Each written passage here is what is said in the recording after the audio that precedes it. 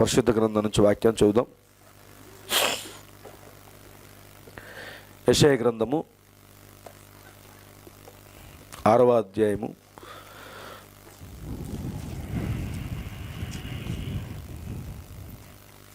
6వ అధ్యాయము 1 నుంచి 8 వచనాల వరకు మనం చదువుదాం. పరిశుద్ధ గ్రంథం నుంచి యెషయా గ్రంథము 6వ అధ్యాయము 1 నుంచి 8 వచనాలు. రాజైన ఉజ్జియా మృతి నొందిన సంవత్సరమున అత్యున్నతమైన సింహాసనమందు ప్రభు ఆసీనుడై ఉండగా నేను చూచి తిని, ఆయన చొక్కాయి అంచులు దేవాలయమును నిండుకొనెను. ఆయనకు పైగా శరాపులు నిలిచి ఉండిరి. ఒక్కొక్కరికి 6 రెక్కలుండెను. ప్రతివాడు 2 రెక్కలతో తన ముఖమును రెంటితో తన కాళ్లను కప్పుకొనుచు రెంటితో ఎగురుచుండెను. వారు సైన్యములకు అధిపతియగు యెహోవా పరిశుద్ధుడు పరిశుద్ధుడు పరిశుద్ధుడు, సర్వలోకము ఆయన మహిమతో నిండి ఉన్నది అని గొప్ప స్వరముతో గానాప్రతిగానములు చేయుచుండిరి. వారి కంఠస్వరముల వలన గడప కమ్ముల పునాదులు కదులుచు మందిరము ధూపం చేత నిండగా నేను అపవిత్రమైన పెదవులు గలవాడను, అపవిత్రమైన పెదవులు గల జనుల మధ్యను నివసించువాడను. నేను నశించి తిని రాజును సైన్యములకు అధిపతియగు యెహోవాను నేను కనులారా చూచితిని అనుకొంటిని. అప్పుడు ఆ శరాపులలో ఒకడు తాను బలిపీఠం మీద నుండి కారుతో తీసిన నిప్పును చేత పట్టుకుని నా యొద్దకు ఎగిరి వచ్చి నా నోటికి దాన్ని తగిలించి, ఇది నీ పెదవులకు తగిలేను గనుక నీ పాపమునకు ప్రాయచిత్తమాయను, నీ దోషము తొలగిపోయాను అనెను. అప్పుడు నేను ఎవరిని పంపెదను, మా నిమిత్తము ఎవడు పోవునని ప్రభువు సెలవీయగా వింటిని. అంతటా నేను చిత్తగించుము, నేనున్నాను, నన్ను పంపుమనగా. దేవుడు తన పరిశుద్ధ వాక్యాన్ని దీవించినట్లుగా చిన్నగా ప్రార్థన చేసుకుందాం. ఒకసారి చదువుకున్న లేఖనాల గురించి ఆల్రెడీ మనకు తెలుసు. ఈ వర్తమానం కూడా ఈ లేఖనాల నుంచి ప్రవక్త ఏ వర్తమానాలు బోధించాడు కూడా మనకు తెలుసు. ఫస్ట్ మనం ఇదే సంవత్సరంలో ప్రభావం అనే వర్తమానాన్ని బోధించుకున్నాం. నాకు తెలిసి ఆగస్టు నెలలో ఎప్పుడు బోధించాం, నాకు గుర్తుంది. ప్రభావం అనే వర్తమానాన్ని బోధించాను నేను. తర్వాత దీని నుంచే ప్రవక్త ఇదే సేమ్ అది ప్రభావం అనే వర్తమానాన్ని 63లో బోధించాడు ఆయన. 11వ నెల అనుకుంటున్నాను, 11వ నెల అది. ఇప్పుడు నేను మరలా వేరొకని ప్రభావం అనే వర్తమానం నుంచి కొన్ని విషయాలు తీసుకుంటున్నాను. వేరొకని ప్రభావం అదే సేమ్ అదే ప్రవక్త ఆ విషయాల్ని మళ్ళీ అక్కడ ఆయన రిపీట్ చేస్తూ ఉన్నారు. అయితే ఇక్కడ వేరొకని ప్రభావం అనే వర్తమానం ఎప్పుడు బోధించారు అంటే 62:10వ నెల, అంటే ఇంచుమించుగా సంవత్సరం తర్వాత మరలా ఆయన ప్రభావం వర్తమానం బోధించారు. దానికి ముందు 62వ సంవత్సరం 10వ నెలలో ఇప్పుడు వేరొకని ప్రభావం వర్తమానం బోధించారు. ఈ రెండింటికి ఇదే రిఫరెన్స్లు తీసుకున్నాడు ఆయన. మరి నేను ఎందుకు ఈ వర్తమానం అలా తీసుకోవాల్సి వచ్చింది? కొత్త సంవత్సరంలో దీంతో ఎందుకు ప్రారంభిస్తున్నాం? ఈ కొత్త సంవత్సరంలో మొదటి వారంలోనే ఈ వర్తమానంతో ఎందుకు ప్రారంభించాలని నాకు నేనే ప్రశ్నించుకున్నాను. ఎందుకంటే చాలా విషయాలు ఎందుకు మన 31st నైట్ నేను అనుకున్నది, నా దేవుడు నాకు ఇచ్చిన ప్రేరేపణతో ఉన్న అంశాలను బోధించడానికి సమయం సరిపోలేదు. దానికి అటు ఇటు వెళ్ళి ఏకొని రావాల్సి వచ్చింది. అయితే దాని సంగతి ఆ దేవుడు అక్కడికి అదే అనుమతించాడు, అది చెప్పుకున్నాం. అది అనుమతించాడు, అదే చెప్పుకున్నాం అనడానికి ఇందాక బ్రదర్ వచ్చి ఇక్కడ ప్రార్థన చేశారు. నాకు అనిపించింది, ఓకే, నేను సాటిస్ఫాక్షన్ అవ్వకపోవచ్చు, కానీ విన్న వాళ్ళలో ఏదో కోణంలో దేవుడు ఇంకోటి ఏదో రకంగా చూపిస్తాడు అనేసి నేను అనుకున్నాను. హల్లెలూయా. దానిని బట్టి నేను కొన్ని విషయాలు ఈ వర్తమానం తీసుకోవడం మళ్ళీ ప్రేరేపించబడింది. ఇందులో కొన్ని విషయాలు నేను చూస్తాను. అయితే ఒకసారి జాగ్రత్త చూద్దాం. రాజైన ఉజ్జియా మృతి నొందిన సంవత్సరమున అత్యున్నతమైన సింహాసనమందు ప్రభువు ఆసీనుడై ఉండగా నేను చూచి తిని. ఇక్కడ జరుగుతున్న కార్యం ఏంటిది అంటే, ఉజ్జియా రాజు, యూదా రాజు అన్నమాట.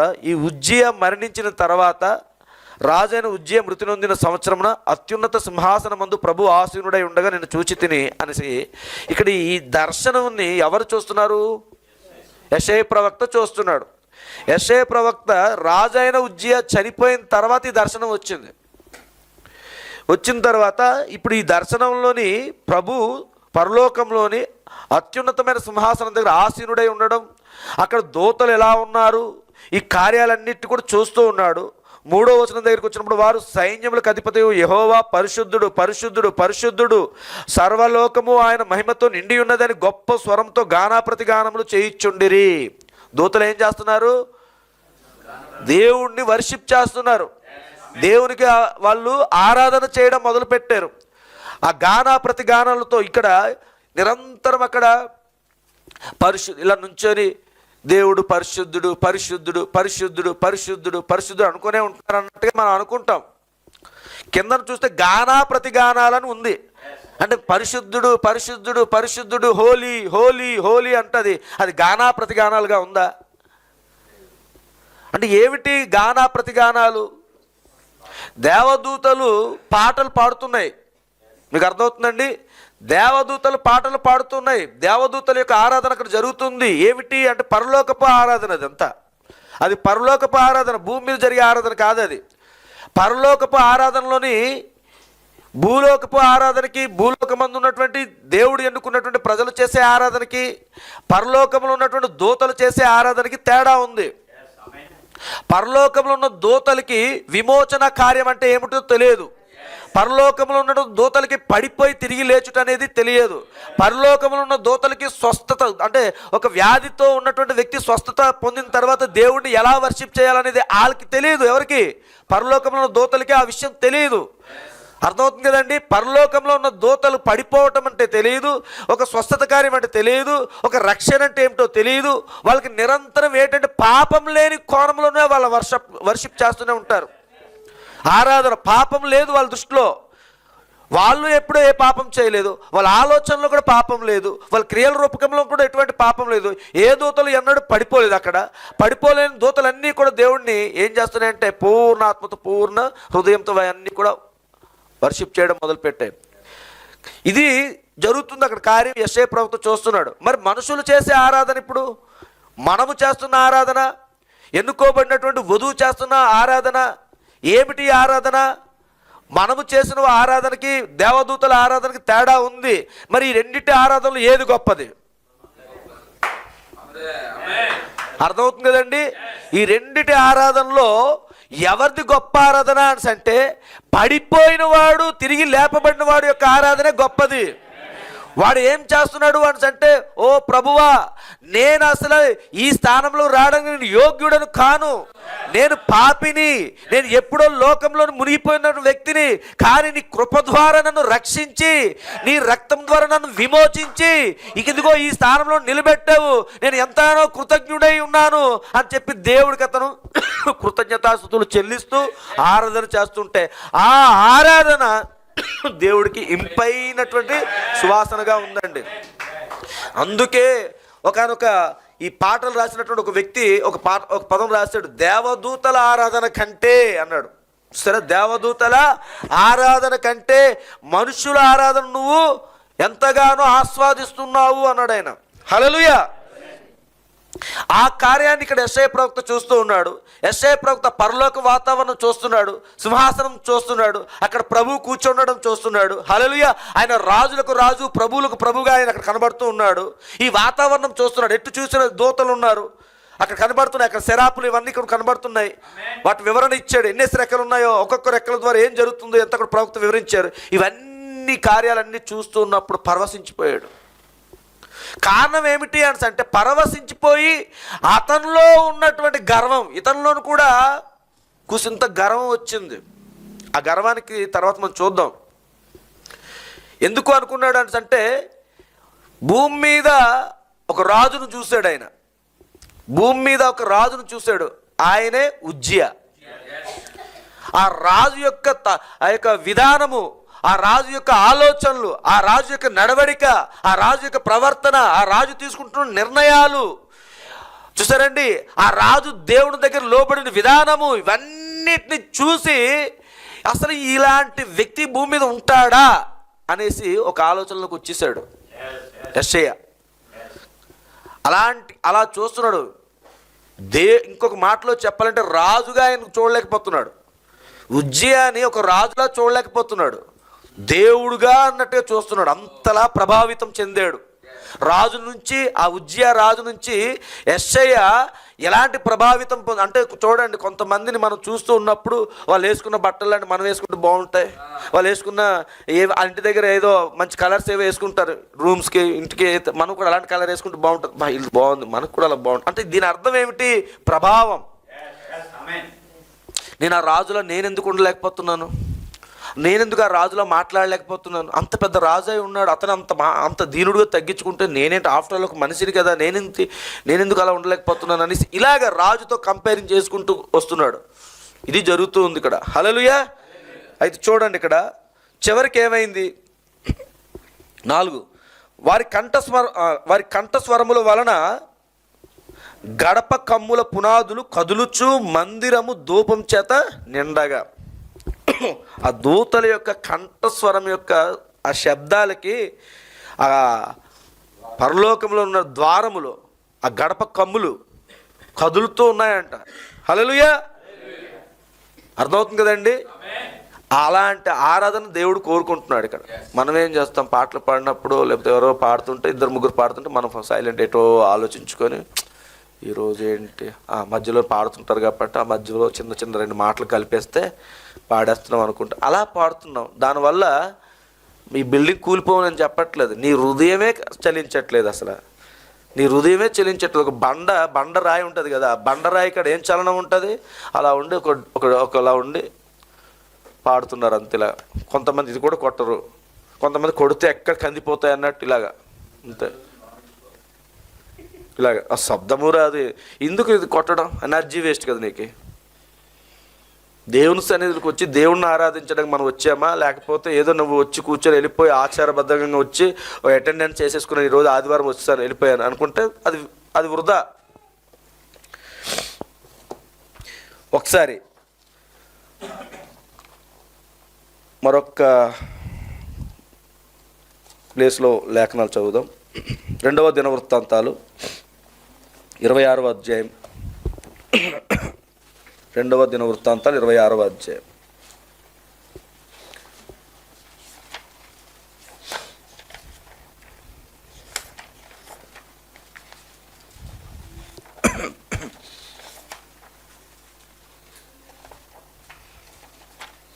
పరిశుద్ధ గ్రంథంలో ఉన్న వాళ్ళందరూ కూడా మరి 2వ దినవృత్తాంతాలు 26వ అధ్యాయం ఒకసారి చూద్దాం. ఇప్పుడు యెషయా ప్రవక్త ఏదైతే అక్కడ రాశాడో, రాజు అయిన ఉజ్జియా మృతి పొందిన తర్వాత అన్నారు. అసలు ఆ రాజు అయిన ఉజ్జియా ఎలాంటి ఆలోచనలు కలిగి ఉన్నాడు, రాజు అయిన ఉజ్జియా అనే వ్యక్తి ఎవరి తర్వాత ఎలా రాజు అయ్యాడు, ఇవన్నీ ఇందులో రాయబడి ఉన్నాయి. కొన్ని చూద్దాం. 26వ అధ్యాయం మొదటి నుంచి చదువుతున్నాను. అంతటా యూదా జనులందరూ 16 ఏండ్ల వాడైన ఉజ్జియాను తీసుకొని అతని తండ్రి అయిన అమజ్యాకు బదులుగా రాజుగా నియమించిరి. ప్రజల చేత ఇతను నియమించబడ్డాడు. తండ్రి పేరు ఏం పేరు? అమజ్యా. చూడండి, తర్వాత అతడు ఎలతును కట్టించి రాజుకు తన తండ్రి అతని పితరులతో కూడా నిద్రించిన తర్వాత అది యూదా వారికి తిరిగి వచ్చినట్లు చేశాను. కొంచెం చదువుదాం.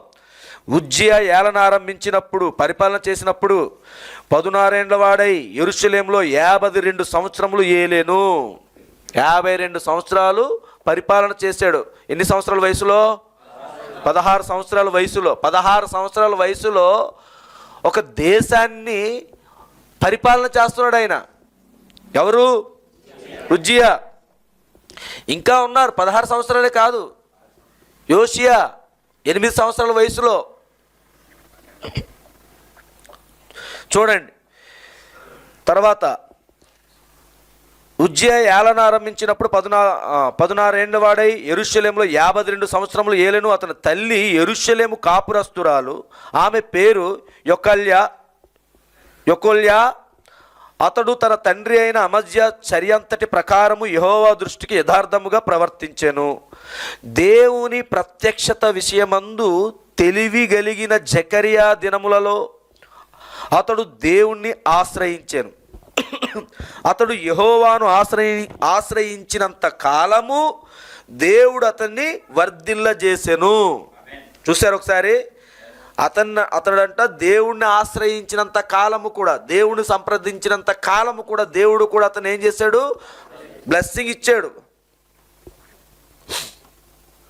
అతడు బయలుదేరి ఫిలిష్తీయులతో యుద్ధము చేసి గాతు ప్రాకారమును, యబ్నే ప్రాకారమును, అష్టోదు ప్రాకారమును పడగొట్టి అష్టోదు దేశంలోను ఫిలిస్తీన్ల ప్రదేశములలోను ప్రాకార పురములను కట్టించెను. ఫిలిస్తీన్లతోనూ గూర్బయలులో నివసించిన అరబీలతోనూ మెహునీయులతోనూ అతడు యుద్ధము చేయగా దేవుడు అతనికి సహాయము చేసెను. అమ్మోనీయులు ఉజ్జియాకు పన్నిచ్చువారైరి. చూసారండి, అతడు అధికముగా బలాభివృద్ధి నొందెను గనుక అతని కీర్తి ఐగుప్తు మార్గ ప్రదేశములన్నిటను వ్యాపించెను. ఎక్కడి వరకు వెళ్ళిపోయింది కీర్తి? మరియు ఉజ్జియా యెరూషలేములో మూల గుమ్మము దగ్గరకును పల్లపు స్థలముల గుమ్మముల దగ్గరకును ప్రాకారపు మూల దగ్గరను దుర్గములను కట్టించి గుమ్మములు దిట్టపరచెను.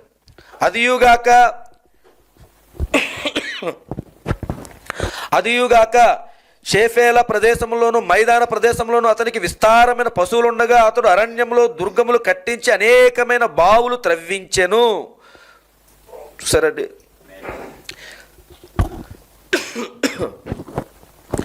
వ్యవసాయమందు అతడు అపేక్ష గలవాడు గనుక పర్వతములలోను కర్మేలలోను అతనికి వ్యవసాయకులను ద్రాక్ష తోట పనివారును కలిగి ఉండిరి. దేని మీద ఆసక్తి ఉంది అతనికి? యుద్ధమునకు ఉజ్జియాకు సైన్యము కలిగి ఉండెను. అందులోని యోధులు రాజు అధిపతులలో అనన్య అనువారి చేతి క్రింద నుండిరి. ఖజానాదారుడగు మయషేయు ప్రధానమంత్రియగు యెహీయేలును వారి లెక్కెంతైనది చూచి వారిని పటాలముగా ఏర్పరిచి వారై ఉండిరి. ఏం జరుగుతుంది ఇక్కడ? తన యొక్క ఆర్మీ ఏదైతే ఉందో దానికి నియమించుకున్నాడు. ఒక్కొక్కరు ఎలా ఉండాలి, ఎంతమంది ఉండాలి, ఇవన్నీ కూడా.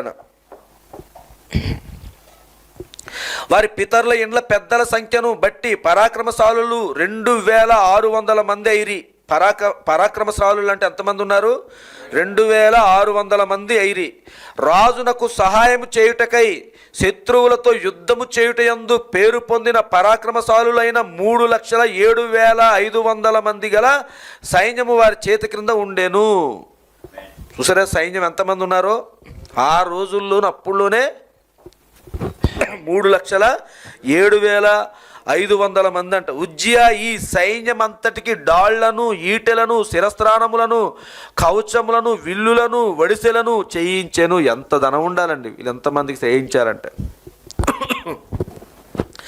మరియు అతడు అంబులనేమి పెద్ద రాళ్లనేమి ప్రయోగించుటకై ఉపాయశాలులు కల్పించిన యంత్రములను యెరూషలేములో చేయించి దుర్గములలోను బురుజులలోను ఉంచెను. అతడు స్థిరపరచు వరకు అతనికి ఆశ్చర్యకరమైన సహాయం కలిగను గనుక అతని కీర్తి దూరముగా వ్యాపించెను. ఇదంతా కనిపిస్తుందా? పూర్వకాలంలో ఎన్నో, క్రీస్తుకు పూర్వము ఇంచుమించు సుమారుగా, ఇది ఎవరి కాలం? ఇది యెషయా కాలం కాబట్టి 712. ఎందుకంటే యెషయా కాలంలోని యోహాను గురించి ప్రవచనం ఉంది కదా. మరి ప్రవక్త అనేక మార్లు 712 సంవత్సరాలు అని చెప్తుంటారు సుమారుగా. కాబట్టి 700 కాలం, క్రీస్తుకు పూర్వం 700 కాలం ముందే ఇంత విషయాలు కనిపిస్తున్నాయి. ఒక సైన్యం ఎలా ఉండాలి, ఆ సైన్యానికి రాజుగా ఆయన ఉండి ఎలాంటివి సమకూర్చాలి, ఇవన్నీ కూడా చెప్తున్నాడు. ఆ ఎత్తుగడలు ఇవన్నీ కూడా కనిపిస్తున్నాయి. ఇప్పుడున్న టెక్నాలజీ, ఇప్పుడు మనం వాడుతున్న టెక్నాలజీ ఆ కాలానికి ఉన్నటువంటి టెక్నాలజీ అదే అనమాట. ఇప్పుడు మనం చూసి చాలా గొప్ప గొప్ప టెక్నాలజీ వాడుతున్నాం అనుకుంటున్నాం, కానీ వీటికంటే ఇప్పుడు వాళ్ళు వాడిస్తారు అవన్నీ కూడా. తర్వాత చూడండి ఇప్పుడు 16వ వచనం. అయితే అతడు స్థిరపడిన తర్వాత అతడు మనసును గర్వించి చెడిపోయాను. ఇది మూలం. ఏం జరిగింది? దేవుడిని ఆనుకున్నంత కాలం దేవుడు కూడా అతన్ని వర్ధిల్ల చేశాడు. కానీ రోజు రోజుకి తన జీవితంలో ఈ అభివృద్ధిని చూసి, ఈ సైన్యాన్ని చూసి, ఈ బలాన్ని చూసి, తన చుట్టూ ఉన్నటువంటి ప్రాకారాలన్నిటి కూడా ఎత్తుగా కట్టించుకొని ఎంతో భద్రంగా ఉన్నాడు. నా ముందు ఏ శత్రువులు నిలవలేకపోతున్నారు. ఇటు చూస్తే ఐగుప్తు వరకు కూడా ఇతనికి పేరు ప్రతిష్టలు వెళ్ళిపోయి, కీర్తి ప్రతిష్టలు అన్నీ కూడా విస్తరిస్తూ ఉన్నాయి. ఇవన్నీ వీటన్నిటిని చూసి ఇంకా నా అంతటోడు ఎవడు లేడు అనే కోణంలోకి రాజు వెళ్ళిపోయాడు. గర్వించడం జరిగింది అక్కడ. అయితే అతడు స్థిరపడిన తర్వాత అతడు మనసును గర్వించి చెడిపోయాను. మనసు ఎప్పుడు గర్వం వస్తుందంట? కడుపు నిండిపోయిన తర్వాత.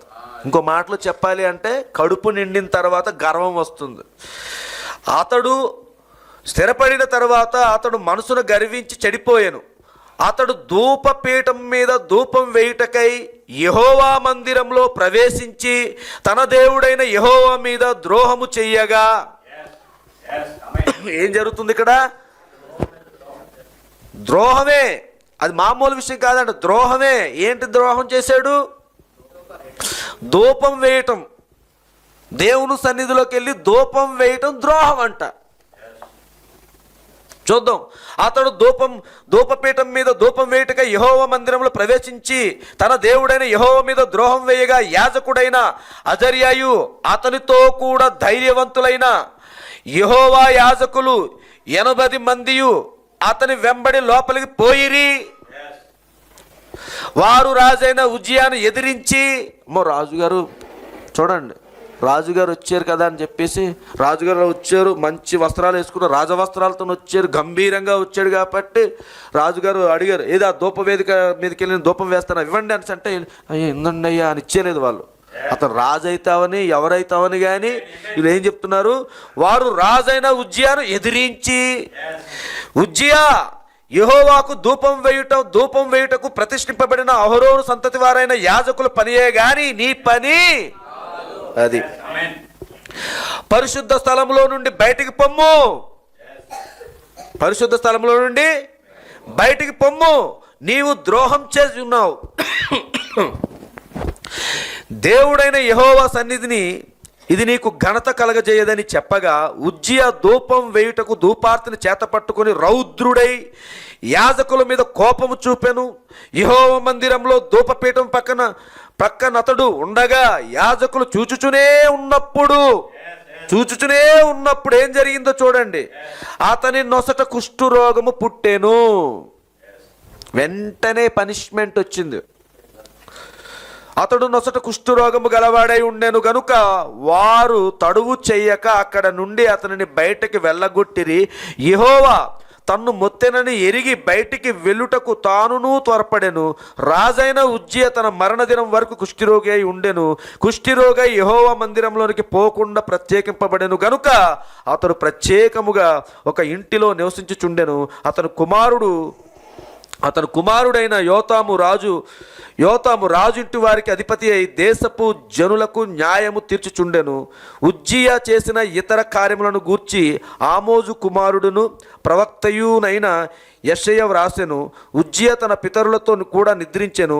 అతను కుష్ఠరోగి అని రాజుల సంబంధమైన శ్మశాన భూమిలో అతని పితరుల దగ్గర అతని పాతి పెట్టిరి. అతని కుమారుడైన యోతాము అతనికి బదులుగా రాజాయను. ఇది ఎందుకు ఇదంతా చదివాను అంటే, ఈ వర్తమానం మనం చదువుతూ ఉన్నప్పుడు ఈ వర్తమానం మనం చాలా తేటగా మనకు గ్రహించాలి అంటే దాని బ్యాక్గ్రౌండ్ ఇది. ప్రవక్త ఇదంతా చదివి ఉన్నాడు కాబట్టి ఇక్కడ వర్తమానంలోని చాలా విషయాలు బైబిల్లో ఉన్నాయి, మీరు ఇంటికి వెళ్ళి చదవండి అని చెప్తూ ఉంటాడు అప్పుడప్పుడు. మనం ఏం చేస్తాం? ఇంటికి వెళ్ళి ఎలాగా చదవం, బైబిల్ తీసి చక్కగా కప్బోర్డ్లో పెట్టేసుకుంటాం కాబట్టి దానికోసం ఈరోజు చూస్తారు. అయితే ఈ వర్తమానం నుంచి ప్రధానంగా ఈరోజు కొన్ని విషయాలు తీసుకొని మాట్లాడుతున్నాను. మరి మీరందరూ కూడా వాక్యం మీద ఆసక్తి కలిగి ఉండాలి. ఈ స్థలంకి వచ్చినప్పుడు దేవుడు ఈరోజు నాతో ఏదో మాట్లాడబోతున్నాడు, ఆ ఉద్దేశంతోనే రావాలి. నీకున్న ఒక ద్రాహంతో ఇక్కడికి వచ్చినప్పుడు ఆ ద్రాహానికి ఖచ్చితంగా దేవుడు జవాబిస్తాడు. హల్లెలూయా. మరి ఇందాక చెప్దాం అనుకున్నాను, గుర్తులేదు. నెక్స్ట్ దేవుని చిత్తం అయితే మనం అంతవరకు దేవుడు మనల్ని నడిపిస్తే నెక్స్ట్ ఇయర్కి గుర్తుపెట్టండి. నేను మర్చిపోతున్నాను. లాస్ట్ ఇయర్ ఏది నేను చెయ్యాలి. లాస్ట్ ఇయర్ నేను అనుకున్నాను, మన 31st మర్చిపోయాను, గుర్తులేదు అసలు. ఎక్కడో రాసుకోవాలి. అంటే నేనేమనుకుంటున్నాను అంటే 31st నైట్ ఎర్లీగా ప్రేయర్ స్టార్ట్ చేసుకొని 12:30 1 గంట లోపు ముగించుకోవాలి. మనం ఇంటికి వెళ్ళేసరికి 1 గంటన్నర లోపు వెళ్ళిపోయినట్టు. ఇదంతా అయిపోయిన తర్వాత మరుసటి రోజు మరుసటి రోజు పోనీ అట్లీస్ట్ ఒక హాఫ్ అన్ అవర్, అంటే 10కి మనం రెగ్యులర్ టైం 10కి మామూలు జనరల్గా మీటింగ్ ఏదైనా పెట్టుకుంటే, కానీ 10:30, ఎందుకంటే మన నైట్ అంతా కొంచెం ఇబ్బందిగా ఉంటుంది కాబట్టి 10:30 కొద్దిగా రిలాక్స్ అయ్యి ఇంటి దగ్గర రిలాక్స్ అయిన తర్వాత ఏవో బ్రేక్ఫాస్ట్ ఏదో చేసుకొని, అర్థమైందా, ఇక్కడికి మనం చర్చిలోనే వచ్చి మధ్యాహ్నం ఇక్కడే భోజనాలు కూడా ఏర్పాటు చేసుకొని చక్కగా 1 గంట మెసేజ్ విని ఆ రోజు అలా మనం ముగించుకుందాం నేను అనుకుంటున్నాను. అది లాస్ట్ ఇయరే నా ప్లానింగ్, కానీ నాకు అసలు గుర్తు లేదు అసలు. నేను మొన్న ఏదో డైరీ తీసుకుని చూస్తే అక్కడ రాసుకుని ఉన్నాను ఆ లాస్ట్లోనే. అందుకోసం ఈరోజు మీ అందరికీ చెప్తే మీరు ఒకరు కాకపోయినా ఒకరైనా జ్ఞాపకం చేయండి. ఎందుకంటే ఈ మధ్యలో మనం ఇలాగే ముందుకు వెళ్ళిపోతుంటాం. నాకు కొంచెం అసంతృప్తిగా ఎక్కడ ఉంటుందంటే, ఒకవేళ ఆ రోజు నా స్కూల్ ఉన్నా సరే కానీ మేబీ నేను సెలవు పెట్టుకుంటాను. అది నాకు ఎప్పటి నుంచో మనసులో ఉంది. అది ఈ సంవత్సరం నేను అప్లై చేయాలనుకున్నాను, కానీ మర్చిపోయాను. మీరు కూడా ఎవరు నన్ను అట్లీస్ట్ మామూలు బ్రదర్ ఏమైనా ఇలా ఏమైనా ప్లాన్ చేసుకుందాం అని కూడా ఎవరు అడగలేదు మరి ఈ విషయంలోనే.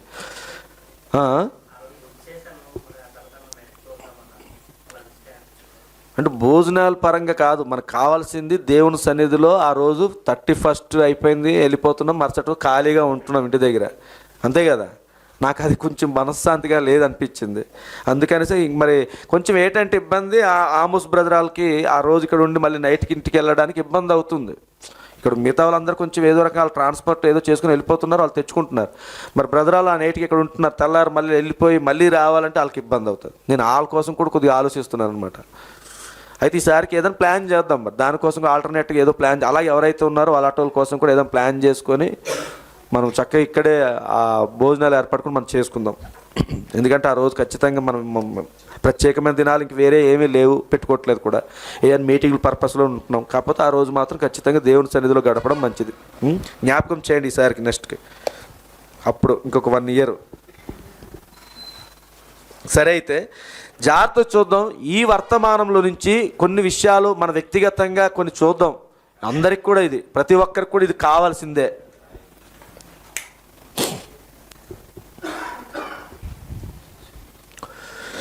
ప్రతి ఒక్కరికి కూడా ఈ వర్తమానం చాలా అవసరమండి. ఎందుకంటే ఇప్పుడు ఈ 2026 సంవత్సరాలకు వచ్చిన తర్వాత ఇన్ని సంవత్సరాలు మనం నిజంగా ఎవరి ద్వారా ప్రభావితం చెందుతూ వచ్చాం, అర్థమవుతుంది కదండి. ఎవరో ఒక వ్యక్తి ద్వారానో లేదు దేని ద్వారానో మనకు ఒక ప్రభావం అనేది ఉంది. ప్రతి మనిషి కూడా ఏదో ఒక ప్రభావం కింద నడుస్తూనే ఉంటాడు. ప్రభావం లేకుండా ఏ మనిషి ఉండడు. ఎవరో ఒక వ్యక్తి యొక్క ఇన్ఫ్లుయెన్స్ అనేది మన మీద ఉంటుంది. అది మన చుట్టూ ఉన్న పరిసరాలు అవ్వచ్చు, లేదా మన చుట్టూ ఉన్నటువంటి మనుషులు అవ్వచ్చు, లేదా నువ్వు సహవాసం చేస్తున్నటువంటి పాస్టర్ గారు అవ్వచ్చు, నువ్వు సహవాసం చేస్తున్న నీ సహోదరుడు అవ్వచ్చు, నువ్వు సహవాసం చేస్తున్న నీ సహోదరుని అవ్వచ్చు, లేదా కొన్నిసార్లు నీ భర్త అవ్వచ్చు, కొన్నిసార్లు నీ భార్య అవ్వచ్చు, కొన్నిసార్లు నీ తల్లిదండ్రులు అవ్వచ్చు, కొన్నిసార్లు నీ చుట్టుపక్కల నీ బంధువులు చుట్టాలు కూడా, వీళ్ళు కూడా వాళ్ళ ప్రభావం కూడా నీ మీద ఉంటుంది. ఈ ప్రభావాల కింద నువ్వు ఇన్ని సంవత్సరాలు ఎక్కడో దగ్గర ఉండొచ్చు. కాబట్టి ఈరోజు ఈ వర్తమానం ద్వారా నువ్వు ఎవరి ప్రభావం కింద ఉన్నావు అనేది తెలుసుకోవాలి. హల్లెలూయా. నిజంగా మనం అందరూ ఎవరిదో ఒక ప్రభావం కింద ఉండి ఈ గతించిపోయిన కాలాల కింద మనం నడుచుకుంటూ ఇంతవరకు వచ్చాం. కానీ నిజంగా ఆ ప్రభావం దేవుని ప్రభావమా, లేదా ఎవరో ఒక వ్యక్తి యొక్క ప్రభావం కింద వచ్చామా? ఈ వర్తమానం చూసుకుంటూ వెళ్తే మనకే అర్థమైపోద్ది. ప్రభువా నిజమే తండ్రి, ఇన్ని కాలములు గుండా నేను ఫలానా వ్యక్తి ప్రభావం కింద నేనున్నాను, ఫలానా మనుషుల ప్రభావం కింద నేను ఉన్నాను. కానీ ఈ రోజు నేను ఇప్పుడు తెలుసుకున్నాను, ఈ రోజు నుంచి నేను ఇదిగో నీ వర్తమానము క్రింద ఉండి, నీ వర్తమాన ప్రభావం కింద ఉండి నేను నడవాలనుకుంటున్నాను అనుకున్న వాళ్ళు ఈ కొత్త సంవత్సరంలోకి వచ్చిన తర్వాత ఈ రోజు నుంచి నువ్వు డిసిషన్ తీసుకోవచ్చు, నిర్ణయం తీసుకోవచ్చు. లేదు ఆల్రెడీ నువ్వు దేవుని ప్రభావం కిందనే ఉండేవు అనుకోండి, ఇంకా దేవుడు ఏం చేస్తాడు? నువ్వు ఆల్రెడీ దేవుడి చేతిలో ఉన్నప్పుడు దేవుడు ఏం చేస్తాడు? నిన్ను వాడుకోవడం మొదలు పెడతాడు. దేవుని ప్రభావం కింద ఉన్నప్పుడు దేవుడు నిన్ను వాడుకుంటాడు. దేవుని ప్రభావం కింద ఇంకా నువ్వు రాలేనప్పుడు రప్పించడం కోసం ఆయన అనేకమైన ప్రయత్నాలు చేస్తూ ఉంటాడు. అర్థమవుతుంది కదండి.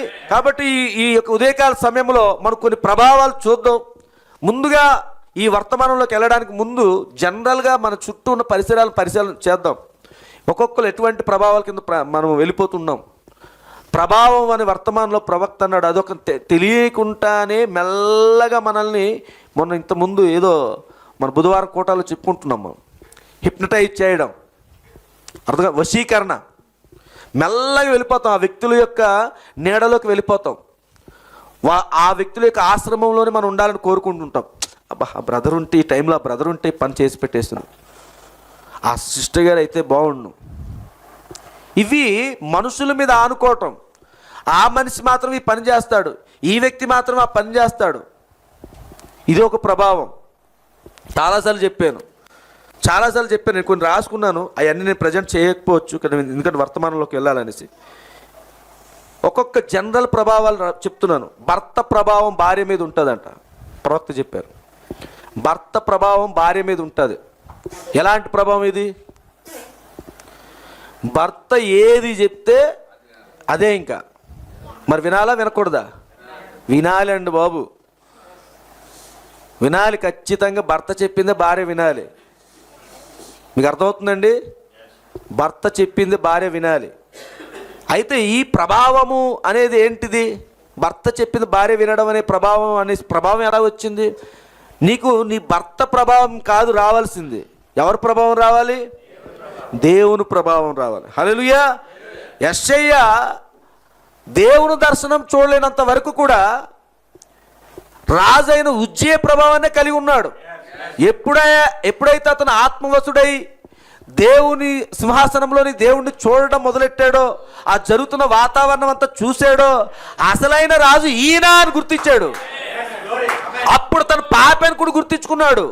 నేను ఎంతవరకు మంచి వ్యక్తితో సహవాసం చేశాను, మంచి వ్యక్తితోని అతను రాజసింహాసనం దగ్గర అతను భోజనం చేస్తున్న బల్ల దగ్గర నేను కూడా సమపాంగా పక్కన కూర్చొని స్నేహితుడిగా భోజనం చేశాను. రాజుగారు తింటున్నటువంటి పలహారాలన్నీ నేను భుజించాను. రాజుగారు అంత హోదా నాకే వచ్చింది. అబ్బా, రాజుగారితో నాకు సమానంగా చూస్తున్నారు. ఎంత గొప్ప రాజు, ఎంత గొప్ప సామాన్యమైన మనుషుడిని ఇంత దగ్గర తీసుకొచ్చి నన్ను కౌగిలించుకొని ఎంత చక్కగా మాట్లాడుతున్నాడు, ఎంతగా చక్కని ఫ్రెండ్షిప్ చేస్తున్నాడు, ఇంత గొప్ప రాజుని ఎక్కడా చూడలేదు అనుకున్నాడు. కానీ ఒక్కసారి దర్శనంలోకి వెళ్ళాడు. హల్లెలూయా. ఒక్కసారి దర్శనంలోకి వెళ్ళిన తర్వాత అసలు ఈ ఉజ్జియా ఎలాంటి వాడు, నేను ఎలాంటి వాడిని, అసలు ఆ సింహాసనం దగ్గర ఉన్నటువంటి ఆ వ్యక్తిని చూసినప్పుడు మన స్థానాలు మనకు తెలుస్తాయి. మనం ఏమై ఉన్నాం మనం గుర్తిస్తాము. మనం ఇక్కడ పెద్ద గొప్పగా చెప్పుకొని ఈ భూమి మీద గొప్ప టీచర్ని, ఈ భూమి మీద గొప్ప డాక్టర్ని, ఈ భూమి మీద గొప్ప ఇంజనీర్ని, గొప్ప మేధావిని, గొప్ప సైంటిస్ట్ని అనుకోవచ్చు. ఒక్కసారి దర్శనంలోకి వెళ్ళాలి, ఒక్కసారి సింహాసనం దగ్గర ఉన్న ఆయన చూడాలి. ఒక్కసారి అది నువ్వు చూసినట్లయితే, ఆయన వైపు నీ కనులెత్తి చూసినట్లయితే నీ స్థానం నీకు ఏమైందో నీకు తెలుస్తుంది. ఖచ్చితంగా మన స్థానాలు మనం గుర్తిస్తామండి. అంతవరకు మన కాలర్స్ వంచం, మెడలు వంచం. నేను ఇది, నా కింద 10 మంది పనులు ఉన్నారు, నేను ఏదైనా చెప్తే టక్టకని చేస్తారు.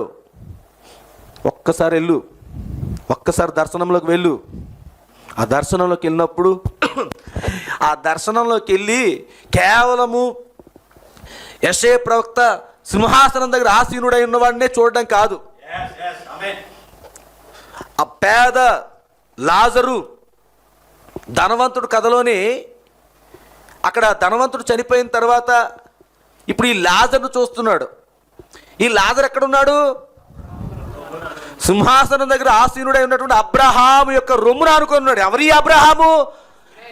అబ్రహాం అంటే పాత నిబంధన కాలంలో ఉన్న అబ్రహాం కాదు. ఆయన అబ్రహాం అనగానే దేవుడు, తండ్రి అయిన దేవుడు.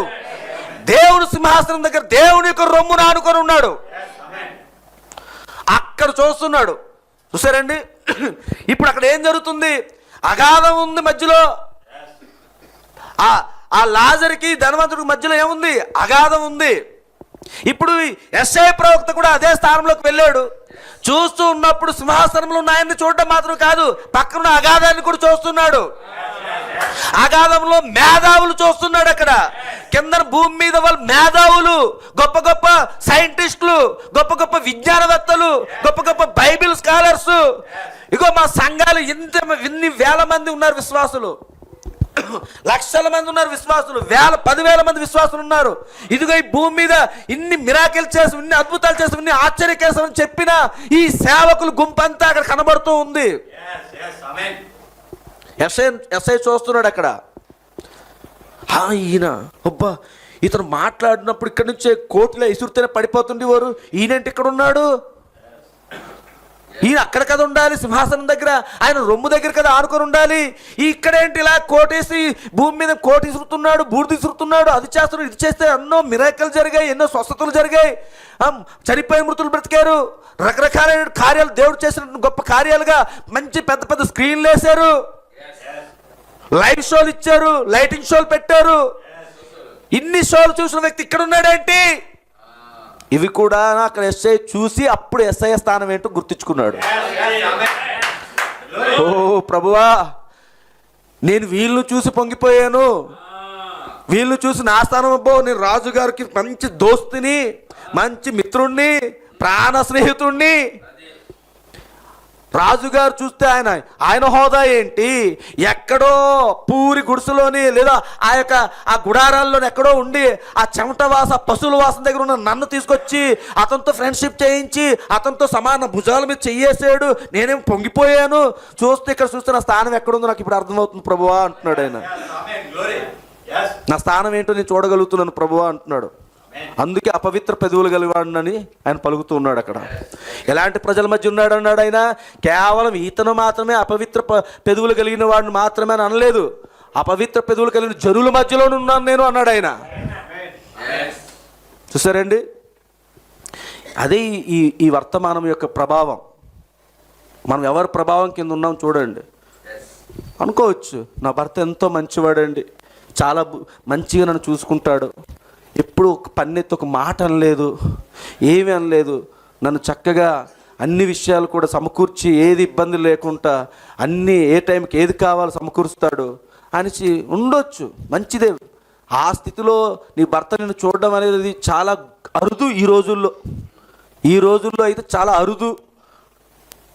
చూసారండి, కానీ ప్రియమైన సంగమా, నువ్వు అక్కడితోనే ఆగిపోయి అలాగే వెళ్తే పర్వాలేదు.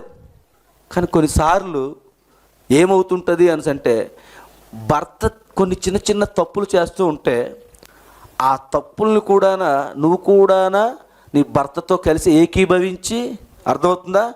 ఆ తప్పుల్లో నువ్వు కూడా నీ భర్తతో పాటు ఏకీభవించి నీ భర్తని నువ్వు వర్షిప్ చేసినట్టే. ఇంకా లేదండి నా భర్త అలాంటి కాడండి, పాస్టర్ గారు ఏదో వివేచించే వరం ఉందండి, పాస్టర్ గారికి బ్రహ్నాం గారికి ఉందండి, ఉందా లేదండి?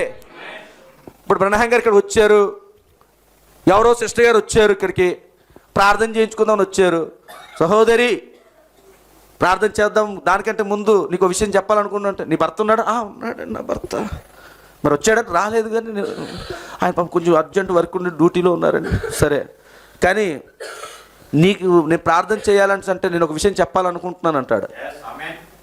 ఏంటంటే నీ భర్తలో ఒక చిన్న తప్పు కనబడుతుంది. అయ్యో బ్రహ్నాం గారు, మీరు నా మీద అన్నా ఒక మాట నిందేయండి కానీ నా భర్త మీద అనవద్దు అంటే, అమ్మా నీ గురించి తర్వాత మాట్లాడదాం అంటాడు ఆయన.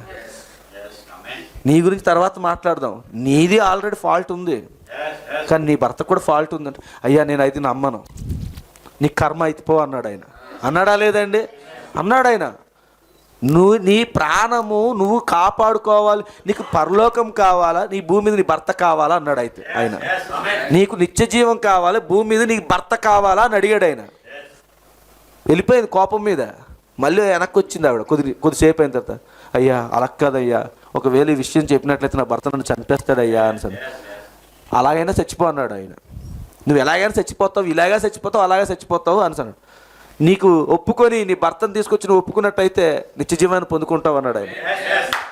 అంటే ఎందుకు విషయం చెప్తున్నాను? ఆమె ఏం చేసింది ఇన్ని రోజులు?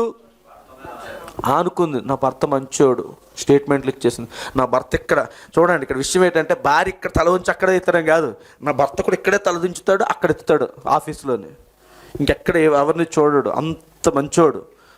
ఇన్ని స్టేట్మెంట్లు అనమాట. కానీ కొన్ని విషయాల దగ్గరికి వచ్చినప్పుడు కొన్ని విషయాలు తెలుస్తున్నా సరే తన భార్య కూడా ఏం చేస్తుందంటే, ఇదంతా జనరలే, ఇప్పుడున్న రోజుల్లో ఇది ఒక ట్రెండ్, అది పెద్ద విషయమేం కాదు. అక్కడ ఆ చాటింగ్లోని ఐ లవ్ యూ అని సింబల్ పెట్టేసి అది ఎవరు పెడతారు ఇప్పుడు, అంత కామన్. అది నువ్వెవరు తెలుసా? అననీయ సప్పీరాలు. ఆ దంపతులు ఎవరండి? అననీయ సప్పీరాలు. చూసారా, అననీయ తప్పు చేశాడు, అయ్యో అని చెప్పి నా భర్త చనిపోయాడు, మమ్మల్ని నేను కూడా చనిపోయే స్థితిలో ఉన్నాను, అయ్యా మమ్మల్ని క్షమించు, నీకు వ్యతిరేకంగా మేము తప్పు చేసాము అని చెప్పి పేతురు పాదాల దగ్గర పడుపుకుని ఉంటే ఆమె ప్రాణాలను దక్కునేమో. కానీ ఇద్దరు కూడా ఏమయ్యారు? ఏకీభవించారు. ఇది ఇన్ఫ్లుయెన్స్. తన భర్త ప్రభావం ఆమె మీద ఉంది. ఆ ప్రభావంతో ఆమె ఏం చేస్తుందంటే భర్త కంటే నాకు ఇంకెవరు ఎక్కువ కాదనే కోణంలోకి వెళ్ళిపోయిన వాళ్ళు ఉన్నారు. కొంతమంది భర్తే నాకు దేవుడు అనుకుని వెళ్ళిపోయిన వారు. భర్తలు దేవుళ్ళు వాళ్ళకి. భర్తను పూజించడం, భర్తనే ఆరాధించడం, భర్తనే ఇంకా సర్వం భర్త. ఎందుకంటే అంటే లోకంలో ఉంటుంది కదా, కనపడని దేవుడు, కనిపించే దైవం, ప్రత్యక్ష దైవం, నా భర్తే నాకు ప్రత్యక్ష దైవం. ఇవన్నీ కూడా మనకు ఉంటాయి. ఈ దైవాల ద్వారా ఇప్పుడు ఏమవుతుంది? దేవుళ్ళు పుట్టుకొని వచ్చారు. ఈరోజు భూమి మీద లేరా భార్యాభర్తలు దైవాలు అయిపోయిన వాళ్ళు? ఉన్నారా లేరా? వాళ్ళ పేర్లు మనం చెప్పట్లేదు కానీ చెప్తున్నాను, మీకు అర్థమై ఉండొచ్చు. సరే అండి. అలాగ దేవుడు ఏం చేస్తున్నాడు? నిన్ను ఒక భార్యగా నియమించినప్పుడు, దేవుడు నిన్ను ఒక భర్తగా నియమించినప్పుడు మీ ఇద్దరి మధ్య ఉండాల్సినటువంటి ఆ ప్రభావాలు ఎలా ఉంటున్నాయి అని అంటే, కొన్నిసార్లు దేవుడికి ఇవ్వాల్సిన స్థానం నీ భర్తకి ఇచ్చి, దేవునికి ఇవ్వాల్సినటువంటి స్థానం భార్యకి ఇవ్వటం ద్వారా ఇప్పుడు ఈ అనర్థాలు వస్తున్నాయి అన్నమాట. నీ స్థానం నువ్వు చూడాలి. నువ్వు భర్తవి, నువ్వు భార్యవి. తర్వాత కొన్నిసార్లు ఏమవుతుంది, కొన్ని గృహాల్లో ఏమవుతున్నాయి, భర్త స్థానం భార్య తీసుకుంటుంది, భార్య స్థానం భర్త తీసుకుంటున్నాడు. అంతేనండి, అవి జరుగుతూ ఉంటాయి. ఇక్కడ అన్నీ ఎలా ఉంటాయి అంటే, భార్య ఏమో చక్కగా ఏమైనా నిర్ణయాలు తీసుకోవాలన్నా, ఆ ఇంటికి సంబంధించినటువంటి ఏదైనా వస్తువు కొనాలన్నా, ఏదైనా చేయాలన్నా సరిగానే అవన్నీ కూడా ముందే భర్త కంటే ముందు ఈమె నిర్ణయాలు తీసుకొని, ఈమె ముందు అన్నీ కొనేసి, ఏమండి మరి ఇది కొనేసానండి, ఇది మరి బాగుంటుందండి, అది బాగుంటుందండి, మంచిదే చూడడానికి చాలా, మన అవసరం కోసమే కొన్నాం అనుకుంటాం, కానీ దాని వెనకాల ఒక ఆత్మ పనిచేస్తూ ఉంటుంది. చూసారండి, అదొక ఆత్మది. మనుషుల మీద భార్య స్థానం భార్యదే, భర్త స్థానం భర్తదే. నువ్వు చెప్పు, ఏంటి మనకి ఇది అవసరం ఉందండి, ఏమన్నా అవకాశం ఉంటే మన దగ్గర ఏమైనా డబ్బులు ఉంటాయి కొనుక్కుందాం అంటే, భర్తకు ఆ విషయం తెలిసినప్పుడు, అమ్మ ప్రస్తుతం ఇంకా డబ్బులు లేవు, ఓ 2 రోజులు లేదా 2 నెలలు ఆగుదాం అంటే ఆగుతారు. అప్పుడు ఇద్దరు ఏకీభవిస్తారు కాబట్టి ఆ వస్తువు కొనుక్కోవచ్చు. ఒకళ్ళు డబ్బులే ఉన్నాయనుకో, పదా నిజమే కొందాం, మనకు అవసరమే కదా అనుకుంటే వెళ్ళిపోవచ్చు. అంతేగాని భార్య భర్తకి అసలు ఆ విషయం తెలియకుండా వస్తువు కొన్నాము అని అంటే ఖచ్చితంగా అది రాంగ్ స్పిరిట్. నేను అది చెప్తున్నానండి. భర్తకి తెలియకుండానే కదా చేసింది ఎవరు? అవ్వ. అదే ఆత్మ ఈరోజు మరలా ఇప్పుడు చాలామంది పనిచేస్తుంటుంది. ప్రభావం వర్తమానం అంత ఈజీ రాలేదండి. మనం ఏదో ఈజీగా ప్రభావము ఎస్ఐ ప్రవక్త రాజుగారి దగ్గర నుంచి ప్రభావం. ఎందుకు ప్రవక్త ఈ ప్రభావం వర్తమానం బోధిస్తున్నాడు? ఆయన ముద్రలకు ముందు బోధించాడు, ముద్రల తర్వాత బోధించాడు. చూసారండి, బోధించాడు ఆయన వర్తమానం. ఈ ప్రభావం దగ్గర ఇవే ఉన్నాయి. చక్కగా మనం వెళ్ళిపోయి ఈజీగా డబ్బులు ఉన్నాయి కదా అని చేసేసింది కాదండి. దేవుని ఒక క్రమాన్ని పెట్టాడు, ఆ క్రమంలో మనం వెళ్ళాలి. దాని ప్రభావాన్ని పొందుకుంటున్నాం. ఎవరి ప్రభావం పొందుకుంటున్నాం చూడండి.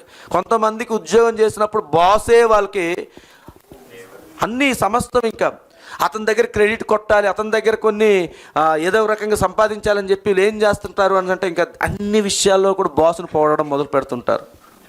వర్షిప్, ఇది బాస్ వర్షిప్ అనమాట. గాడ్ పేరు ఏంటి ఇప్పుడు? బాస్. ఆ బాసుల్ని వర్షిప్ చేయడం మొదలు పెట్టారు. ఆ బిగ్ బాస్ ప్రోగ్రాం కాడంట ఎవడో ఇమ్మాన్యుయల్ అంట, ఆడంటే అక్కడంటే మంచం దగ్గర మోకరించేసట్టు ప్రార్థన చేస్తే అది సెన్సేషన్. అది వర్షిప్. ఇలాగే ఉన్నాయి ఇవన్నీ. ఏంటి? వర్షిప్లు. అలాంటివన్నీ జరుగుతుంటాయి. ఉద్యోగంలోని ఆ ప్రమోషన్లో లేకపోతే ఇంకేదో రకంగా దేనికో ఒక గోల్ పెట్టుకుంటూ, ఆ గోల్ కోసం బాసు దగ్గర అన్ని ఊడగం చేసుకుంటూ, ఆయన వర్షిప్ చేసుకుంటూ, బాబు మరి అలా నేను మార్కెట్ నుంచి వస్తూ ఉంటా, పక్కనే డ్రాగన్ ఫ్రూట్స్ కొంచెం తాజాగా కనబడ్డాయని, సాయంత్రం ఇంటి దగ్గర ఉంటాయండి అంటారు. సాయంత్రం ఇంటి దగ్గర ఉంటాయండి అంటాడు. అసలు ఇంకొకటి అక్కడ బాగున్నాయి అంటే చాలు, సాయంత్రం అనుకోకుంటే ఇంటికి వెళ్తాడు ఫ్రూట్స్ అబ్బా ఎప్పుడు కొన్నావు అని వాళ్ళ వైఫ్ని అడిగాను. నేను కొనలేదు, ఇందాక మీ ఆఫీసులో ఫలానా అతను వచ్చి ఇక్కడ ఇచ్చేసి వెళ్ళాడు, మీరే ఇవ్వమన్నారట కదా, తీసుకోమన్నారట కదా అని అంటే, ఇవన్నీ మనకి బాస్కి వర్షిప్ చేయడమే. ఇది ప్రభావం. ఇది కూడా కొన్ని ఎలాంటి పరిస్థితులు ఉంటాయంటే, కొన్ని ప్రభావాలు ఎలా ఉన్నాయో తెలుసండి. మనము ఎదుటి వ్యక్తులకి మనము లోబడకపోతే కొన్ని మనకి తెలియకుండా కుట్రలు జరుగుతూ ఉంటాయి. కుట్ర అనవచ్చు దాన్ని. వీడు ఏ విషయంలో దొరకడు, వీడికి ఏదో రకంగా ఇరికిచ్చాలి, ఎక్కడో దగ్గర బంధించాలి అని చెప్పి ఆడు చేసిన పనుల్లోని ఏదో ఒకటి వంకరతనం తీసుకుని రావాలి, ఏదో ఒకటి వేలెత్తి చూపించాలి. ఇవన్నీ కూడా దెయ్యం చేస్తూ ఉంటుంది. మనం వివేచించకుండా ఇక్కడ ఇలాగే ముందుకుని వెళ్ళిపోతున్నావు అనుకోండి, నువ్వు అందరి దగ్గర చెడ్డవాల్సి వస్తుంది. ఇవి ఉన్నాయి, ఇవి కూడా పనిచేస్తుంటాయి. ప్రవక్త అదే అంటున్నాడు ఇక్కడ, ప్రభావం కింద నువ్వు ఉన్నప్పుడు ఎవరి ప్రభావం కింద ఉన్నావు. కొంతమంది ఇప్పుడు లోకంలో కొంతమంది హీరోల ప్రభావం కింద ఉన్నారా లేదా?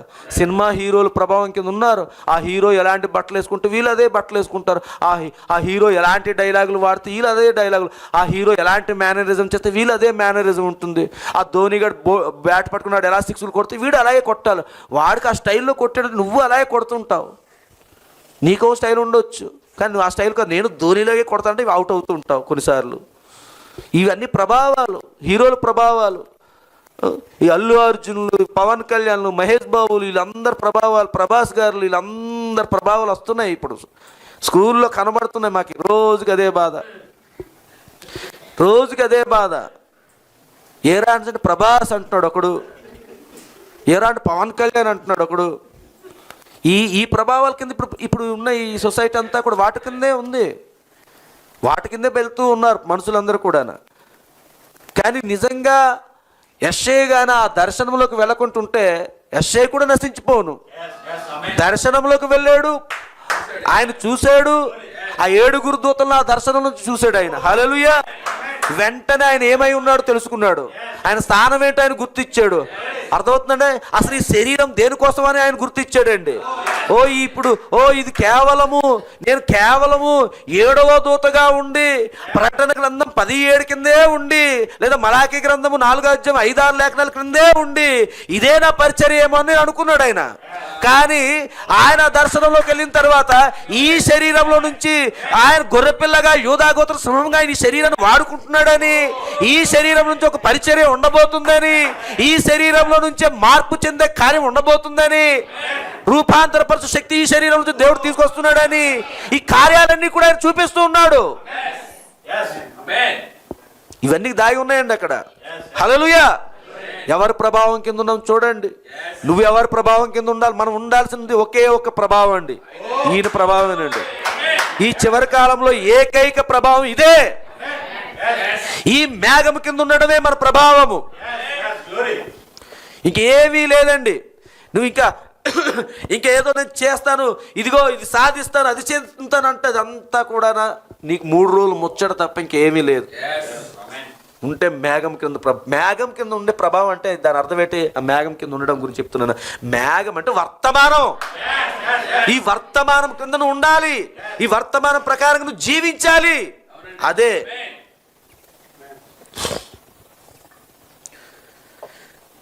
ఎంతమంది ఎలాంటి ప్రభావాల కింద ఉన్నారు చూడండి. స్నేహితుల ప్రభావం ఉంది కొంతమందికి. తల్లిదండ్రులు చెప్పిన మాట కంటే స్నేహితులు చెప్పిన మాట తింపుగా ఉంటుంది కొంతమందికి. చూసారండి, మా అమ్మ నాన్నలకి నేను అంత ఓపెన్గా మాట్లాడలేను కదరా, నీ దగ్గర షేర్ చేసుకుంటాను కదరా. మా అమ్మ నాన్నలతో అంత ఓపెన్గా చెప్పలేను కదమ్మా, నీతోనే చెప్పుకుంటానే. ఏంటంత ఓపెన్గా చెప్పుకునే షేరింగ్స్? తల్లిదండ్రులు వీళ్ళకి జన్మనిచ్చారు, తల్లిదండ్రులు వీళ్ళకి బట్టలు ఇస్తారు, తల్లిదండ్రులు వీళ్ళకి సమస్తము సమకూర్చి ఇస్తుంటారు. వీడు ఏం చేస్తాడు? సమస్తము సమకూర్చినిచ్చినవన్నీ తొడిగేస్తాడు, అన్ని అలంకరణ చేసుకుని చక్కగా తయారైపోద్ది. పక్కన మాత్రము అరే ఈరోజు మంచి కొత్త సినిమా రిలీజ్ అయిందిరా, టిక్కెట్ల కోసము ప్రయత్నం చేస్తున్నాం కానీ డబ్బులు సెట్ అవ్వలేదు. ఉండరా, ఇదిగో నా దగ్గర ఉన్నాయి. ఇది ప్రభావాలు. సినిమా ఎలాగైనా ఆడు చూడాలి, ఆడు చెప్తుంటాడు. కానీ వీడికి అసలు ఈ కష్టం, ఈ కాయ కష్టాలు అన్నీ భరించి, వ్యాధులు అన్న రోగం ఎన్నిటికి హాస్పిటల్ ఇవి అవి అని తిప్పి అన్నీ చేసినవి తల్లిదండ్రులు ఉంటారు. షేరింగ్ మాత్రం మరి అన్నీ మన తల్లిదండ్రులతో ఏంటి తల్లిదండ్రులతో చెప్పుకోలేనివి ఏముంటాయి? అంత పనికి మన చెత్త ఏంటుంటుంది? ఎవడో చెత్తవాడు రమ్మన్నాడు, ఆడితో మాట్లాడడానికి రమ్మన్నాడు, ఆ పిక్నిక్కి రమ్మన్నాడు, ఆ బైక్ ఎక్కమన్నాడు, వీడు ఇక్కడికి రమ్మన్నాడు. అదే నువ్వు షేర్ చేసుకోలేవు, నాకు తెలిసినంతవరకు. క్వశ్చన్కు డౌట్ వచ్చింది, అది మాత్రం షేర్ చేసేస్తాం. అక్కడ ఏది ఒక క్వశ్చన్కి డౌట్ వస్తే ఆ క్వశ్చన్ మాట్లాడి అడిగే క్వశ్చన్ వాట్సాప్లో మెసేజ్ పెట్టి క్వశ్చన్కి ఆన్సర్ ఏంటి కాదు. ఇది మాత్రం తల్లిదండ్రులు ఎదురుగా వచ్చేసి వాళ్ళు ఇంకా చూడకపోయినా వాళ్ళు ఏదో బిజీగా పను ఇలా వచ్చి క్వశ్చన్ లౌడ్ స్పీకర్ పెట్టి అదే ఇది ఈ క్వశ్చన్కి ఆన్సర్ ఇది వస్తుంది అని చెప్తాం. కానీ అసలైన ఆన్సర్ వచ్చినప్పుడు మాత్రం లౌడ్ స్పీకర్ ఉండదు. ఈ లౌడ్ స్పీకర్లు ఉండవు, ఇవి ఏవో రహస్యమైన మీటింగ్స్ అవి. అది అరగంట నిశ్శబ్దం మీటింగ్స్లు అవన్నీ వాళ్ళకి సరే, అరగంట నిశ్శబ్దం మీటింగ్స్ అవన్నీ కూడా వాళ్ళకి. ఇవన్నీ దేనికోసం చెప్తున్నానంటే ప్రభావం అండి. ప్రభావాలు అలా ఉన్నాయి. అది ఎక్కడికి నడిపిస్తుందో చూడండి. ఉజ్జయాన్ని ఎక్కడికి నడిపించింది చూడండి. నువ్వు ఒక మనిషి మీద ఆనుకోవడం కాదు, మనిషి మీద అతను ఎంత మంచి వ్యక్తి అవ్వచ్చు, అతని గుణ లక్షణాలను నువ్వు వేలెత్తి చూపించడానికి ఏ ఒక్క తప్పు కూడా కనబడకపోవచ్చు. ఎంత పవిత్రంగా పరిశుద్ధంగా ఉన్నా కానీ నువ్వు ఆయన మీద ఆనుకోవడం కాదు, కానీ ఆయనలో ఉన్న వ్యక్తి మీద ఆనుకోవాలి. ప్రవక్తి వర్తమానం మనకి అదే చూపిస్తున్నాడు. యెషయా ప్రవక్త అసలు ఆనుకోవాల్సింది ఉజ్జయ మీద కాదు, ఉజ్జయాన్ని నడిపిస్తున్న దేవుడి మీద. మనం ఆనుకోవాల్సింది మన సహోదరుడు బ్రహ్మాం గారి మీద కాదు, బ్రహ్మాం గారిని నడిపిస్తున్న అగ్ని స్తంభం మీద, బ్రహ్మాం గారిని నడిపిస్తున్న దేవుడి మీద మనం ఆనుకోవాలి. దాని మీద మనం ఆనుకోవాలి. ఒక వ్యక్తి మన పుట్టుక నుంచి చూసి మన దగ్గర పుట్టి పెరుగుతున్నాడు, మంచి వ్యక్తిగా కనబడవచ్చు, అతని దగ్గర ఏ చెడు లక్షణాలు కనబడకపోవచ్చు. అతను పుట్టింది మొదలుకొని మన దగ్గర జీవిస్తున్నంత కాలంలో కూడా ఎటువంటి మచ్చ ఏది లేదు, నిందలు లేని వ్యక్తిగా ఉండొచ్చు. అయినప్పటికీ కూడా నువ్వు ఆయన మీద ఆనుకోవడం వీలు లేదు. అతను మనిషి మీద మనిషి ఆనుకోకూడదు. మనం ఆనుకోవాల్సింది దేవుని మీదేనండి.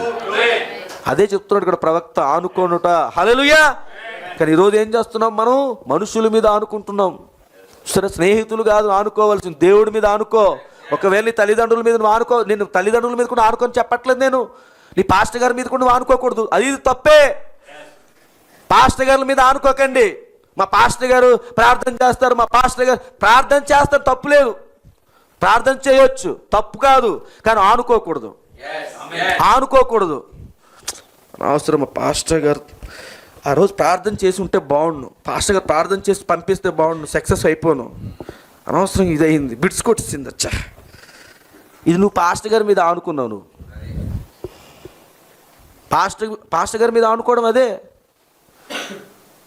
పాస్టర్ గారు ప్రార్థన చేసిన బిడ్స్ కూడా ఎత్తుంది. నేను చెప్తున్నాను కదా,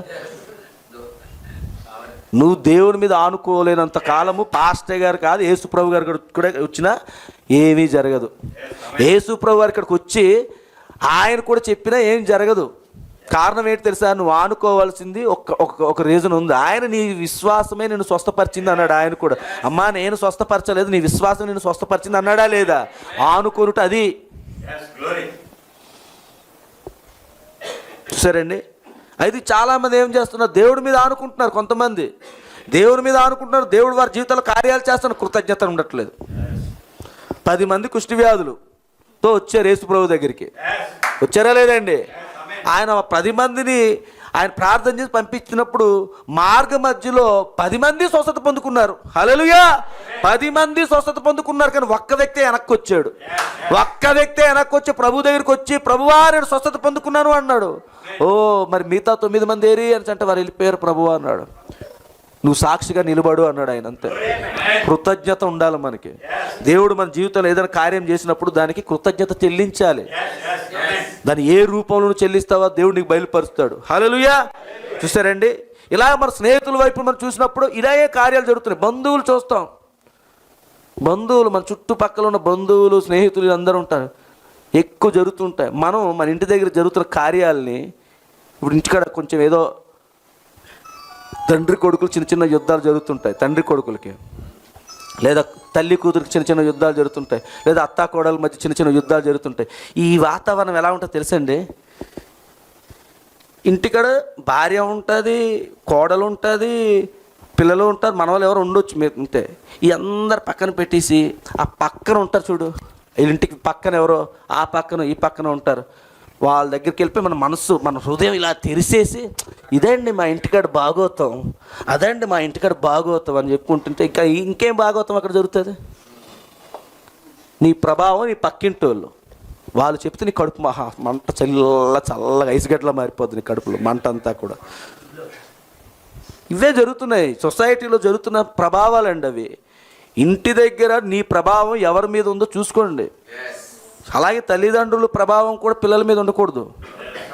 పిల్లలకు కూడా మనం ఏం చేస్తామంటే, మీ నాన్నను చూసి నేర్చుకో, మీ అమ్మని చూసి నేర్చుకో. ఆడపిల్లకైతే మీ అమ్మని చూడు, మీ అమ్మ ఎలా ఉదయం లేచి ఎలా పనులు చేస్తుంది, ఏం చేస్తుంది చూడు, గిన్నెలు తోముతుంది అని అంటుంటారు. అలా మీ నాన్న చూడు, ఉదయం లేచినండి అలా చేస్తాడు, ఇలా చేస్తాడు, చక్కగా ఆఫీస్కి వెళ్ళిపోతాడు, ఇలాగ ఉండాలి. మీ నాన్నని చూసి బుద్ధి తెచ్చుకోరా.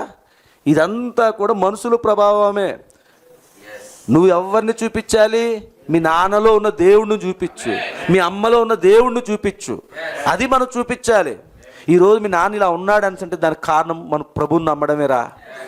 లేకపోతే మీ నాన్న కానీ ఈరోజు తాగుబోతు కూడా మారిపోయాడు అనుకో, నీ జీవితం నాశనం అయిపోతుంది, నా జీవితం నాశనం అయిపోతుంది. ఎవరిని చూపించాలి నువ్వు?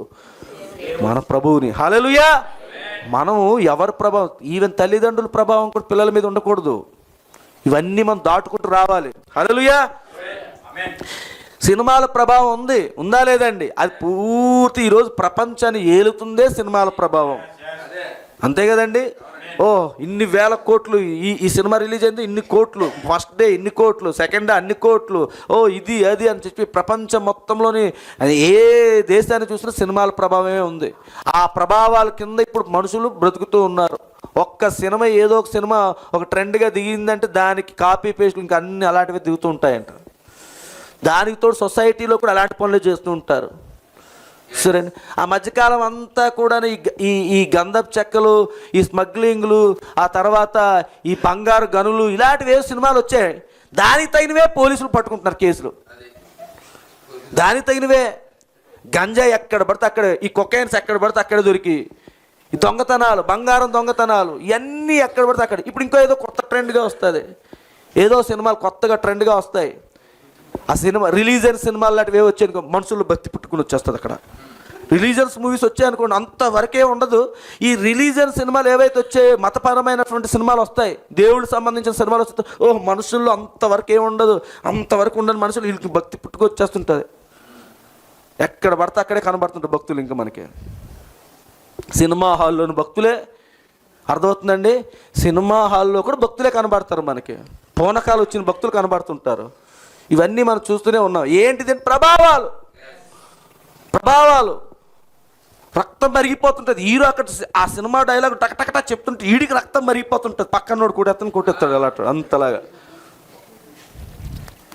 చిన్నప్పుడు నాకు గుర్తుంది, ఇప్పటికి సినిమాల కాడ ఏదైనా ఏడుపు డైలాగులు ఏవైనా వస్తే నేను చూసి ఏడ్చేసేవాడిని నేను కూడా.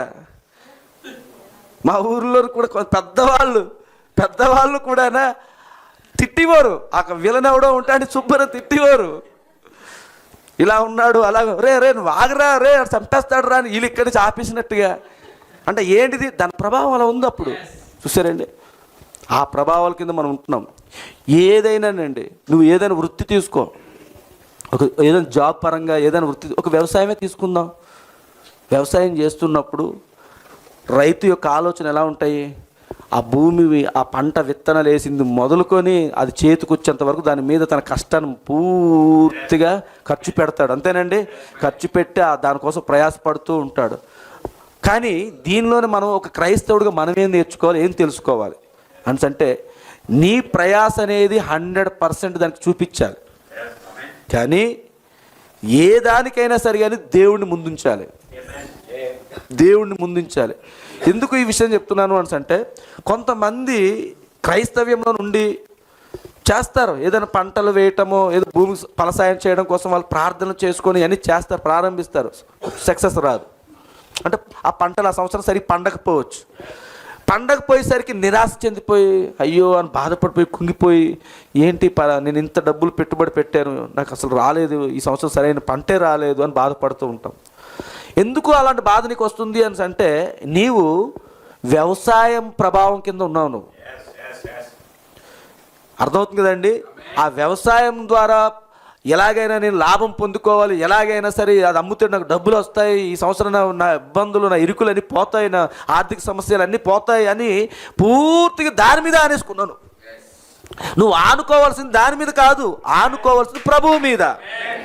ఎందుకంటే మొత్తం పంటంతా పోయినా కానీ దేవుడు నీకు తిరిగి మళ్ళీ పంట ఇస్తాడు. ఒకటేనండి, లాస్ ఏంజల్స్ పట్టణం మొత్తం బూడిదైపోయింది కానీ ఒక ఇల్లు కాలిపోలేదు, గుర్తుందా? Last 2 years 1 year back Los Angeles పట్టణము బూడిదైపోయింది. అసలు అక్కడ ఏ ఇల్లు మిగలేదు. కొన్ని కోట్లు లక్షాధికారులు, కోటీశ్వరులు, పెద్ద పెద్ద హాలీవుడ్ హీరోలు, హీరోయిన్స్, వాళ్ళు గడించిన ఆస్తులు, బంగారపు ఇల్లులు, బంగారంతో తయారు చేసిన ఇల్లులే. వాళ్ళ బీరువాలు బంగారంతో ఉన్నాయి, వజ్రాలతో పొదిగేసి ఉన్నాయి. అన్నీ కూడా అంత గొప్ప గొప్ప బంగ్లాలు, పెద్ద పెద్ద మేడలు అన్నీ కూడా బూడిదైపోయాయండి. కనీసం ఆ ఇంటి దగ్గరికి వెళ్ళి తీసుకోవడానికి కూడా అవకాశం లేదు. అలాంటి ఆ పెద్ద అగ్నిగోళంలా ఉంది అక్కడంతా. అలాంటి ప్రాంతంలో ఒక ఇల్లు మాత్రం చుట్టూ మండుతుంది, కానీ ఒక ఇల్లు మాత్రం అలాగే ఉందండి. అదే దేవుడు చేసే కార్యం. దేవుని మీద ఆనుకొనుట అంటే అదే అండి.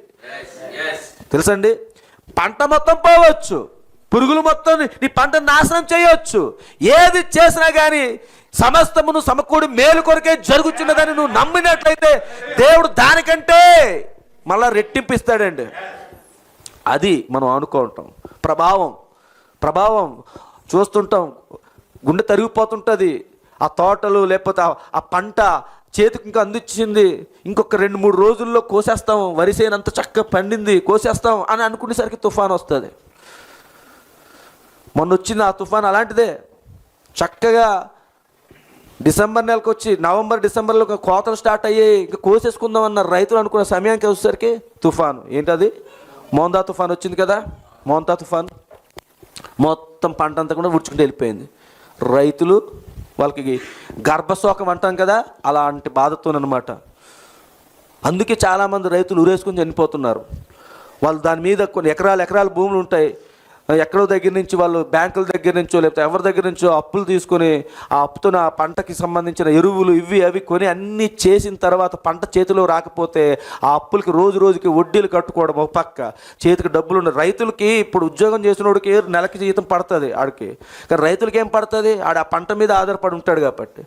తీరా చూస్తే ఈ అప్పులు రోజు పెరిగిపోతుంది, ఒత్తిడి తట్టుకోలేడు. ఏ పురుగుల మందు అయితే పంటకి వేస్తున్నాడో ఆ పురుగుల మందు వాడు తాగుతున్నాడు ఈ రోజుల్లో, అంతే కదా. అందుకే నేను అంటుంది ఏంటి అంటే, నువ్వు ఆనుకోవాల్సింది నీ పంట మీద ఆనుకోవద్దు అంటున్నాను నేను. నువ్వు ఆనుకోవాల్సింది దేవుని మీద ఆనుకో.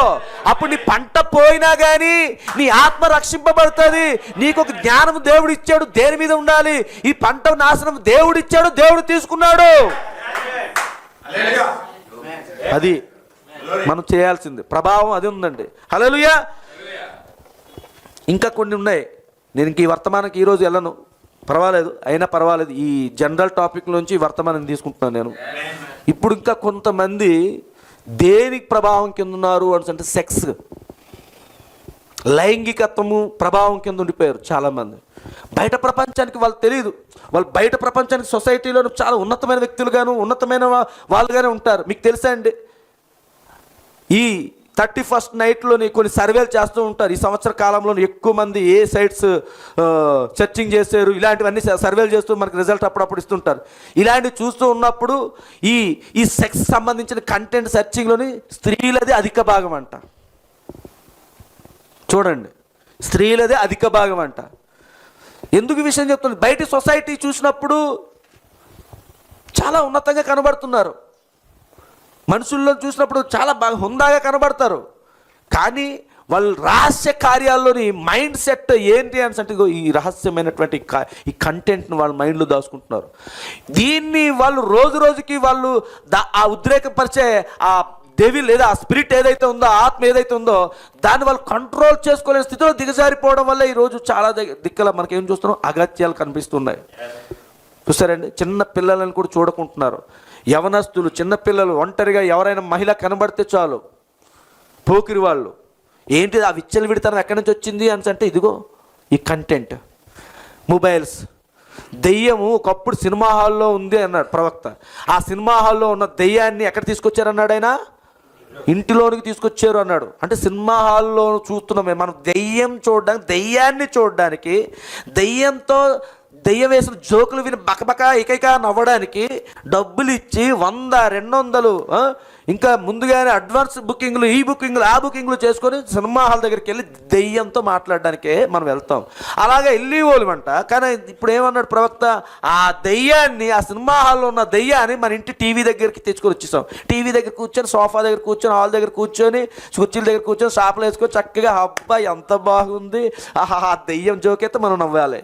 ఇది జరిగింది. కానీ ఇప్పుడు ఇంకా మనం ఒక స్టెప్ ముందుకెళ్తే దెయ్యం మన ఇంటి గోడల దగ్గర, టీవీల దగ్గర లేదు. ఇప్పుడు దెయ్యం మన జోబులోకి వచ్చేసింది, మన జోబులో ఉంది, మొబైల్ రూపంలో ఉంది. నీ మొబైల్ దగ్గరే దెయ్యాన్ని దాచుకుని తిరుగుతూ ఉన్నావు. నీ మొబైల్లో ఉన్నటువంటి ఆ నెట్వర్క్ దేనికి వాడుతున్నావు? ఆ యూట్యూబ్లు దేనికి వాడుతున్నావు? ఆ ట్విట్టర్స్, ఆ ఫేస్బుక్లు, ఆ వాట్సాప్, ఇవన్నీ దేనికి వాడుతున్నావు? ఒక్క నిమిషం కూడా మనం కంట్రోల్ చేయలేకపోతున్నాము అంటే నువ్వు ఆల్రెడీ దేని కిందో, ప్రభావం కింద ఉండిపోయావు. మొబైల్ చూడకుండా ఒక్క నిమిషం ఉండలేం. టిక్ అని సౌండ్ వస్తే అమ్మ ఏం మెసేజ్ వచ్చేసిందో.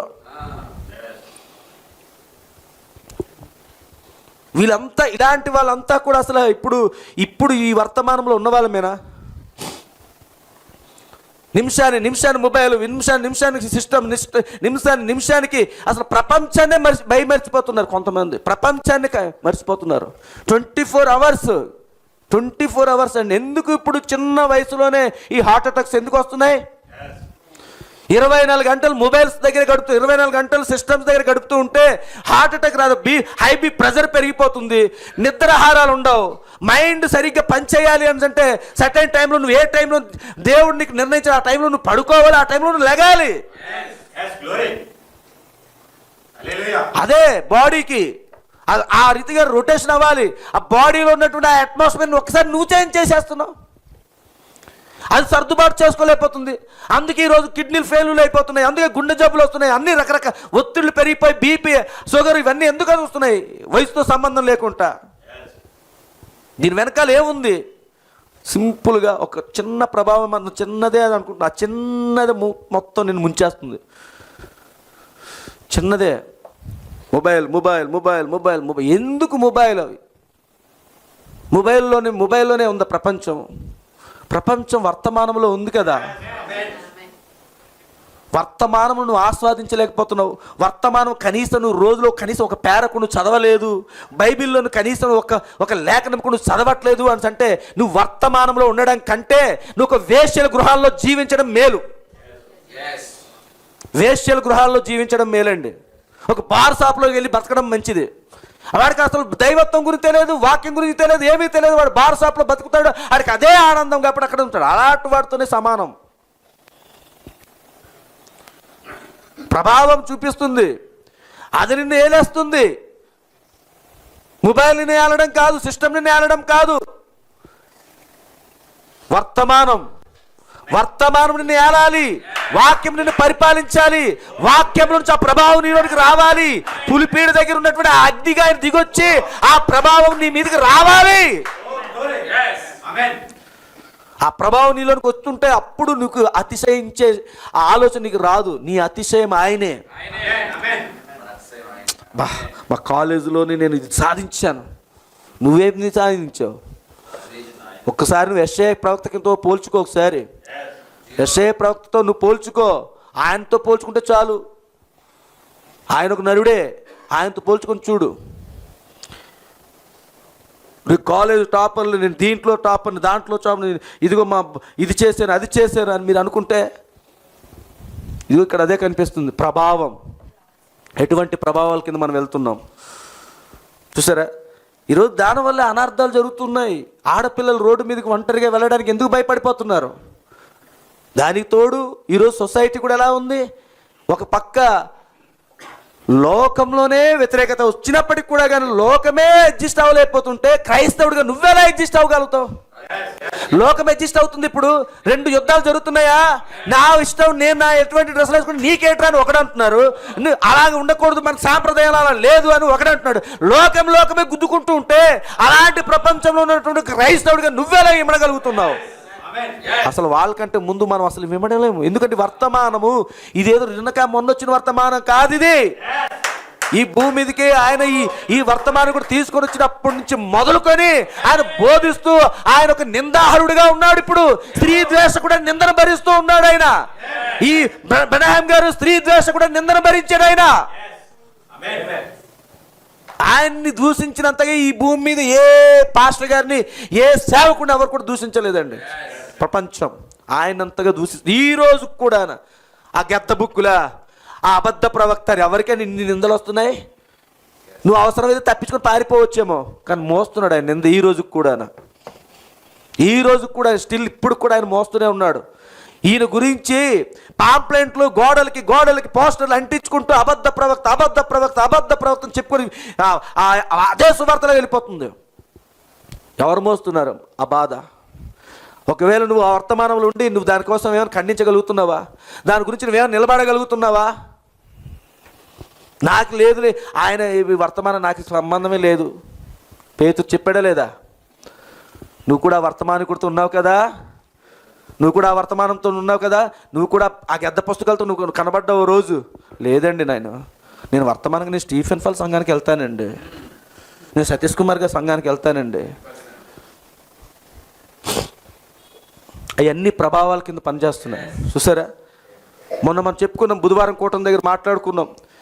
ఈ ప్రపంచం ఈరోజు కంప్లీట్గా వ్యభిచారంతో నిండిపోయింది. వ్యభిచారపు ఆత్మలతో నిండిపోయింది.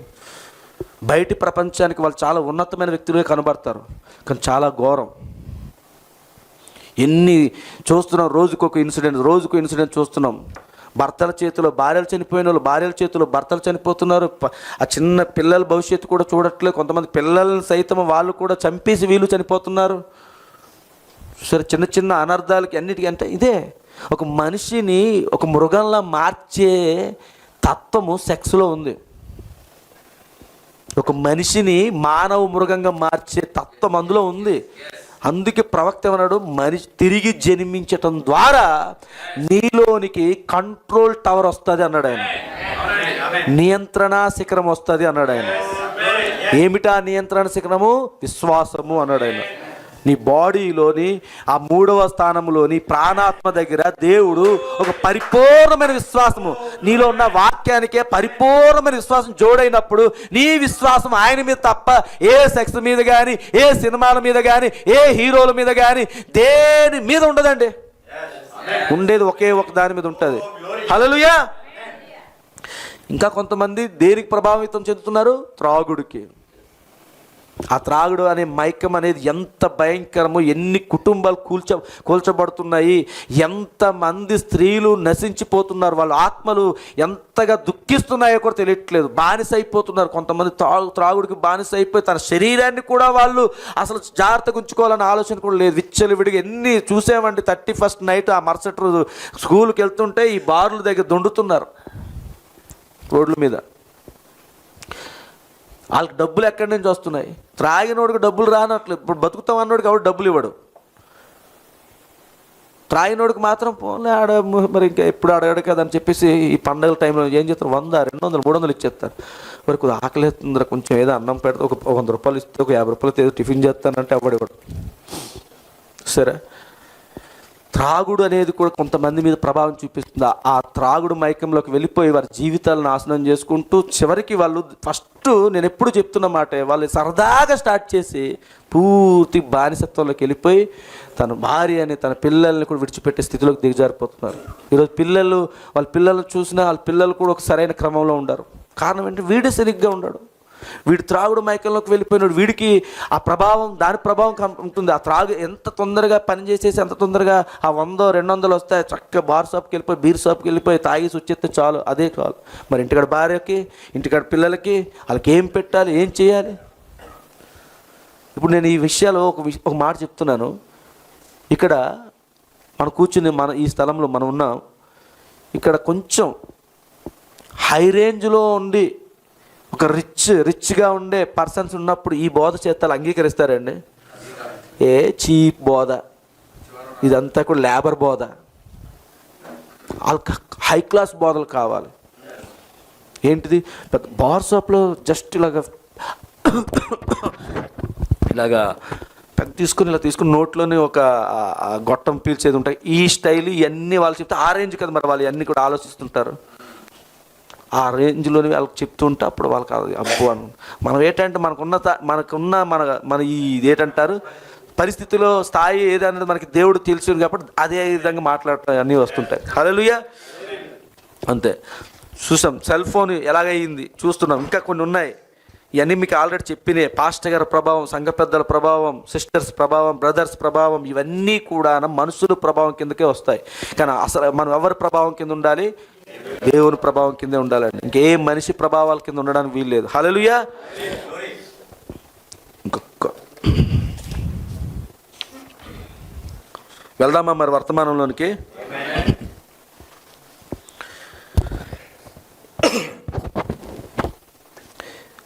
జాగ్రత్తగా అన్ని పేరాలు చదవను, అవసరం ఉంటే నెక్స్ట్ వీక్ కూడా చూడవచ్చు.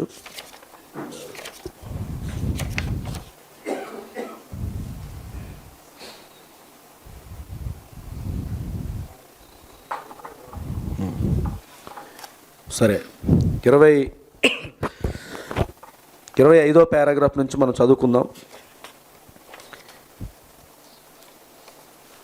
అందరికీ ఇందాక మనం చదువుకున్న లేఖనాలు గుర్తున్నాయి కాబట్టి ఇప్పుడు ఈ ప్రవక్త ఏదైతే చెప్తున్నాడో విషయాలన్నీ కూడా మనకి స్పష్టంగా అర్థమవుతాయి. ఎందుకంటే మనం 2వ దినవృత్తాంతాలు 26వ అధ్యాయం మనం చదివాం కాబట్టి 25వ పారాగ్రాఫ్ ఉంటే పెట్టు, లేదంటే జాగ్రత్త విందాం. రాజైన ఉజ్జియా ఒక గొర్రెల కాయ బాలుడు. చూడండి, రాజైన ఉజ్జియా అంట ఒక గొర్రెలను కాయు బాలుడు. ఆయన పెంచబడెను మరియు ఆయన బయట ప్రదేశాలను ప్రేమించాడు, బయట ప్రపంచాన్ని. యెషయా ప్రవచన కాలంలో ఆయన పరిపాలించెను. ఇతర పెద్ద ప్రవక్తల్లో ఒకరి యొద్ద యెషయా నేర్చుకుని ఉన్నాడు. యెషయా ఇతర పెద్ద ప్రవక్తల్లో ఒకరి వద్ద యెషయా నేర్చుకున్నాడు. యెషయా కాలంలోని కొంతమంది ప్రవక్తలు ఉన్నారు. ఇందాక మనం చదువుకున్న దాంట్లో జకర్యా కూడా వచ్చారు కదా. హల్లెలూయా. ప్రవక్త అయిన జకర్యా యొద్ద యెషయా విద్య నేర్చుకున్నాడని నేను నమ్ముచున్నాను. హల్లెలూయా. యెషయా రంగం మీదకి వచ్చుచుండగా జకర్యా ప్రవక్తగా ఉండెను. మరియు యెషయా పిలువబడిన ఒక ప్రవక్తలు మానవునిచే నిర్మించబడరు. ప్రవక్తలు పుట్టుకతోనే ప్రవక్తలు.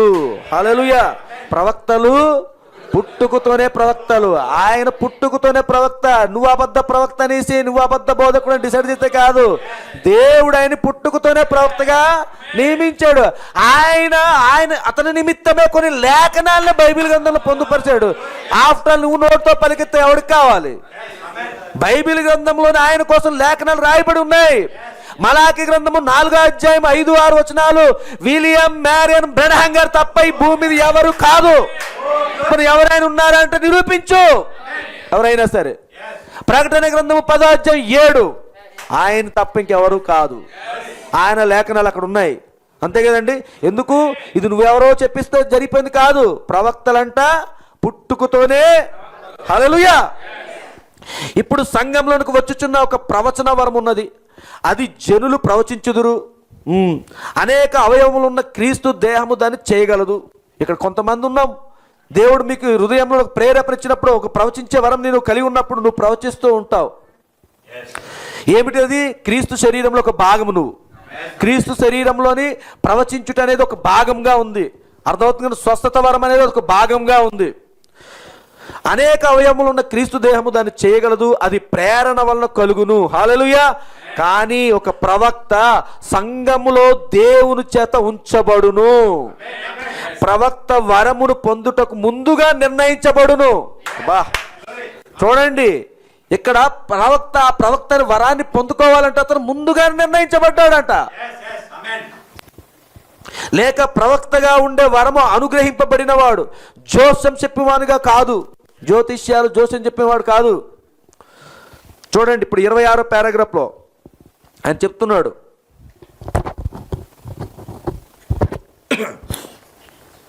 ఈ యవనస్తుడు సింహాసనం అధిష్ఠించుట మనం ఇప్పుడు కనుగొంటున్నాం.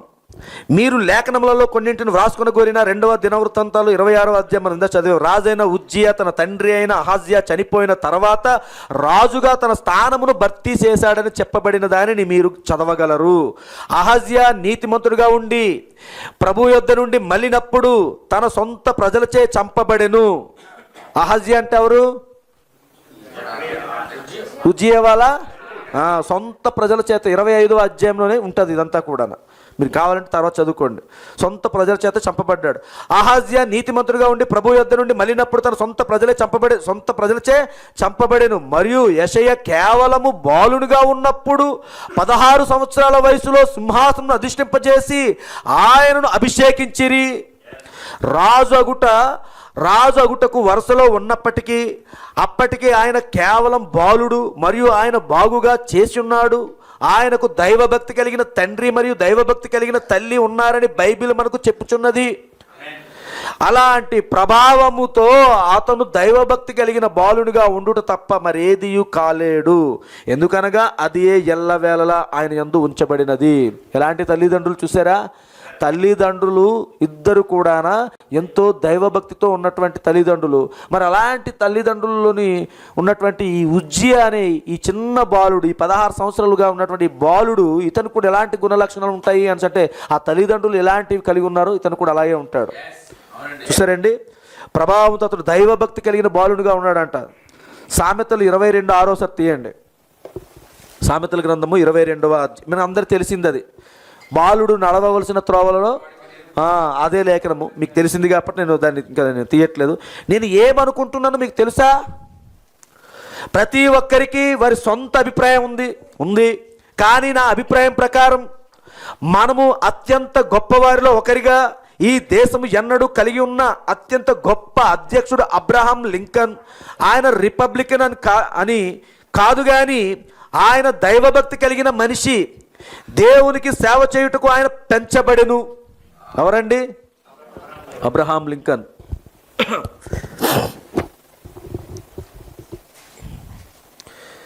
అర్థమవుతుందండి? ప్రవక్త చాలా వర్తమానాల్లో అబ్రహాం లింకన్ గురించి మాట్లాడుతుంటారు, గొప్ప దైవజనుడు అనేసి. అంతేనండి? అబ్రహాం లింకన్ అటువంటి దైవజనుడు అమెరికా దేశం మళ్ళీ పుట్టాడు కూడా అన్నాడు ఆయన. అంత గొప్ప దైవజనుడు. నేను మెచ్చుకునేది ఏదైనా ఉన్న ఎడల అది యేసును నా సొంత రక్షకునుగా ఎరుగుటకు మరియు ప్రార్థించుటకు నాకు బోధించిన దైవభక్తి కలిగిన నా తల్లి చెప్పాను. ఆమె చేత నా జీవితం ప్రభావితమైనది అని ఆయన చెప్పాను. ఎవరు? Abraham Lincoln. ఎంత గొప్ప స్టేట్మెంట్ అండి అది. చూసారా ఆయన ఏమంటున్నాడు చూడండి. నేను మెచ్చుకునేది ఏదైనా ఉన్న ఎడల అది యేసును నా సొంత రక్షకునుగా ఎరుగుటకు మరియు ప్రార్థించుటకు నాకు బోధించిన దైవభక్తి కలిగిన నా తల్లి. ఎవరిని మెచ్చుకుంటున్నాడు ఆయన? ఆమె చేత నా జీవితం ప్రభావితమైనదని ఆయన చెప్పాను. హల్లెలూయా. ఇక్కడ చూడండి. నువ్వు ఏమై ఉన్నావో నీ కుటుంబం అదే ఉన్నది. నీకు అర్థమవుతుంది కదండి? నువ్వు ఏమై ఉన్నావో నీ కుటుంబం అదే. చాలా వరకు పిల్లలకి నేను చెప్తూ ఉంటాను, కొంతమంది వీళ్ళు స్కూల్లోని బ్యాడ్ వర్డ్స్ వాడుతూ ఉంటారు. అనుకోకుండా పిల్లలు వచ్చేస్తారు నా దగ్గరికి వచ్చి, సార్ ఇలా అన్నాడండి, ఆ మాటలు కూడా వాడుతుంటారు కొన్నిసార్లు. అప్పుడు అంటుంటాను, చెప్తుంటాను, నాయన తిట్టాడో కొట్టాడో ఏదో చెప్పడం వరకు, అంతేగాని ఆ పదాలు ఏంటి చెప్పాడు అవన్నీ వాడొద్దు అని చెప్తుంటాను. అప్పుడు వాళ్ళకి ఇంక నేను ఎలాగ వాళ్ళకి కొట్టి తిట్టినా మారరు. నేను ఒకటే చెప్తుంటాను, నువ్వు ఇప్పుడు నువ్వు ఈ బ్యాడ్ వర్డ్స్ ఏవైతే వాడుతున్నావు దీని ప్రభావం ఎవరి మీద పడుతుంది తెలుసా? నీ తల్లిదండ్రుల మీద పడుతుందిరా. మీ ఇంటి దగ్గర మీ అమ్మ ఇలాంటి మాటలు వాడతారు, అందుకే నువ్వు నేర్చుకున్నావు, అందుకే ఇక్కడ మాట్లాడుతున్నావు అనేసి నీ తల్లిదండ్రుల మీద పడుతుంది. అందుకే ఎప్పుడు అలాగా మీ నాన్న మీ అమ్మలకి నిందలు తేకండి అని చెప్పి కొంచెం ఇలా చెప్తూ ఉంటాను అనమాట. ఇక్కడ ప్రవక్త ఏమంటున్నారు చూసారా? నీవు ఏమై ఉన్నావో నీ కుటుంబము అదే. ఈ మాటని ఈ ప్రవక్త ఎప్పుడైనా ఏదైనా మాట పలుకుతున్నాడు అని అంటే అది మనం ఫైనల్గా తీసుకోవాలి. అదే మన వర్తమానంలో నేను ఉన్నాను అనడానికి రుజువు అది. వర్తమానం, ఈ గడియ వర్తమానం అనే వెలుగులో నేను నడుస్తున్నాను, ఆ వెలుగు నన్ను తాకింది, ఆ వెలుగే నన్ను ఇప్పుడు నడిపిస్తుంది అనడానికి రుజువేంటి అంటే ప్రవక్త ఇక్కడ ఏది చెప్తున్నాడో దాన్ని పాటించాలి. ఇప్పుడు ఏమంటున్నాడు ఆయన? నీవు ఏమై ఉన్నావో నీ కుటుంబం అదే ఉన్నది అన్నాడు. ఇప్పుడు నువ్వు ఏమై ఎవరితో నేను గొడవాడుతున్నప్పుడు అవతల కన్నా నువ్వే కింద మీద దొండ్రీసినట్టుగా అవతలకి అన్యులు కూడా నీ నోటి దగ్గర చూసి భయపడిపోయేలా ఉన్నావంటే నీ కుటుంబం నువ్వు అలాగ ఉన్నారని ఒక రిజల్ట్. అదొక చక్కటి మార్పు మనకి. ఫలానా వాతావరణంలో నీ పిల్లవాణిని నువ్వు పెంచుతావు.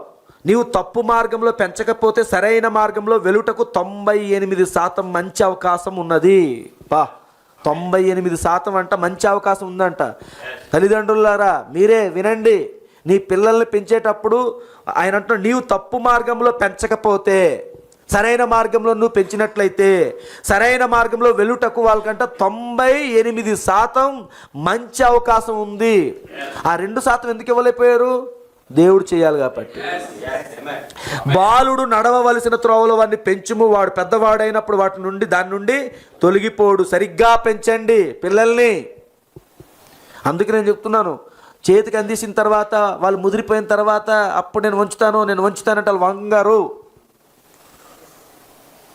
నేను ఎప్పుడు అదే చెప్తుంటాను. పిల్లవాడు నడవవలసిన త్రోవ, ఆడు వయసు ఒకటి ఉంటుంది. ఆ వయసులో వాళ్ళకి ఏది చూపించాలి, ఏది మాట్లాడాలి, ఎలాంటి పనులు అప్పచెప్పాలి. వెళ్ళి కాయినా ప్యాకెట్ తిండి, వెళ్ళి పాన్ పరాక్ ప్యాకెట్ తిండి, వెళ్ళి సిగరెట్ బాక్సులు తిండి. మన అంకులు మరి అతనికి అలవాటు కదా, మనకి మరి మన ఇంటికి వచ్చి చుట్టాం కదా. ఇంకా రేంజ్కి ఆ పిల్లలకి ఇవ్వం కదా. అది వైన్ షాపులు అక్కడికి వెళ్ళిపోలేరు. అందరు చిన్న చిన్న మన సరౌండింగ్స్లో తెప్పిస్తుంటాం. మనం వెళ్ళి సిగరెట్ ఏ బాక్స్ చెప్పండి, ఏదైనా నేర్పిస్తున్నావు. ఆ ఇంటికి వచ్చిన గెస్ట్ కూడా నిన్ను చూసి మారిపోవాలి, ఆ చుట్టం కూడా నిన్ను చూసి మారాలి. అది మనం నేర్పించాలి పిల్లలకి. అసలు ఈ కుటుంబంలో ఉన్న వ్యక్తులు ఇలా ఉన్నారా లేరా ఒకసారి పరిశీలన చేయాలి అనేసి వాళ్ళు వింటుంటారు. అప్పుడు వాళ్ళ ఇంటికి వెళ్తే వాళ్ళందరూ కూడా కొంచెం డిఫరెంట్గా ఉంటారండి, వాళ్ళది ఒక ప్రపంచం అండి అంటే ఎప్పుడైనా అనుకోకుండా వచ్చాడు ఆ ప్రపంచం నువ్వు చూపించాలి. ఇది బయటగా కానీ లోపల ఈలు ఇలాంటి వాళ్ళే, ఇది కాదు చూపించాల్సింది. కొంతమంది మనం పరీక్షించడానికి కూడా వస్తుంటారు. నీవు తప్పు మార్గంలో పెంచకపోతే సరైన మార్గంలో వెలుటకు 98% మంచి అవకాశం ఉన్నది. బాలుడు నడవవలసిన త్రోవలో వాడిని పెంచుము, వాడు పెద్దవాడైనప్పుడు దాని నుండి తొలగిపోడు. సరిగ్గా పెంచండి. ఎందుకు ఈ విషయం చెప్తున్నాను? కొత్త సంవత్సరంలో నువ్వు ఎవరి ప్రభావం కింద ఉన్నావని చూసుకోమని. ఎంతసేపు చెప్పాను ఇవన్నీ కూడా ఎప్పుడు చెప్పినవే కదా, మళ్ళీ విన్నాం కదా అనుకోడు కాదండి. ఈ కొత్త సంవత్సరంలో నువ్వు తీసుకోవాల్సినటువంటి నిర్ణయాలు, ప్రభావాలు ఎలా ఉంటున్నాయి, ఎవరితో ఎలాంటి ప్రభావాల కింద నువ్వు లోనైపోతున్నావు, నీ జీవితం నాశనం అయిపోతుంది. జీవితకాలంలో ప్రవక్త అన్నారు, ఒక వర్తమానంలోని క్రీస్తు అనబడిన యేసుని ఇప్పుడు ఏం చేస్తామని వర్తమానంలో ప్రవక్త అంటున్నారు. అసలు నరకానికి పోవటం సులభమా లేదా నిత్యత్వంలోకి వెళ్ళటం సులభమా అన్నాడు ఆయన. ఆ ప్రశ్న వేసి నరకమునకు పోవటానికి కూడా చాలా మంది కష్టపడితేనే వెళ్తారంట.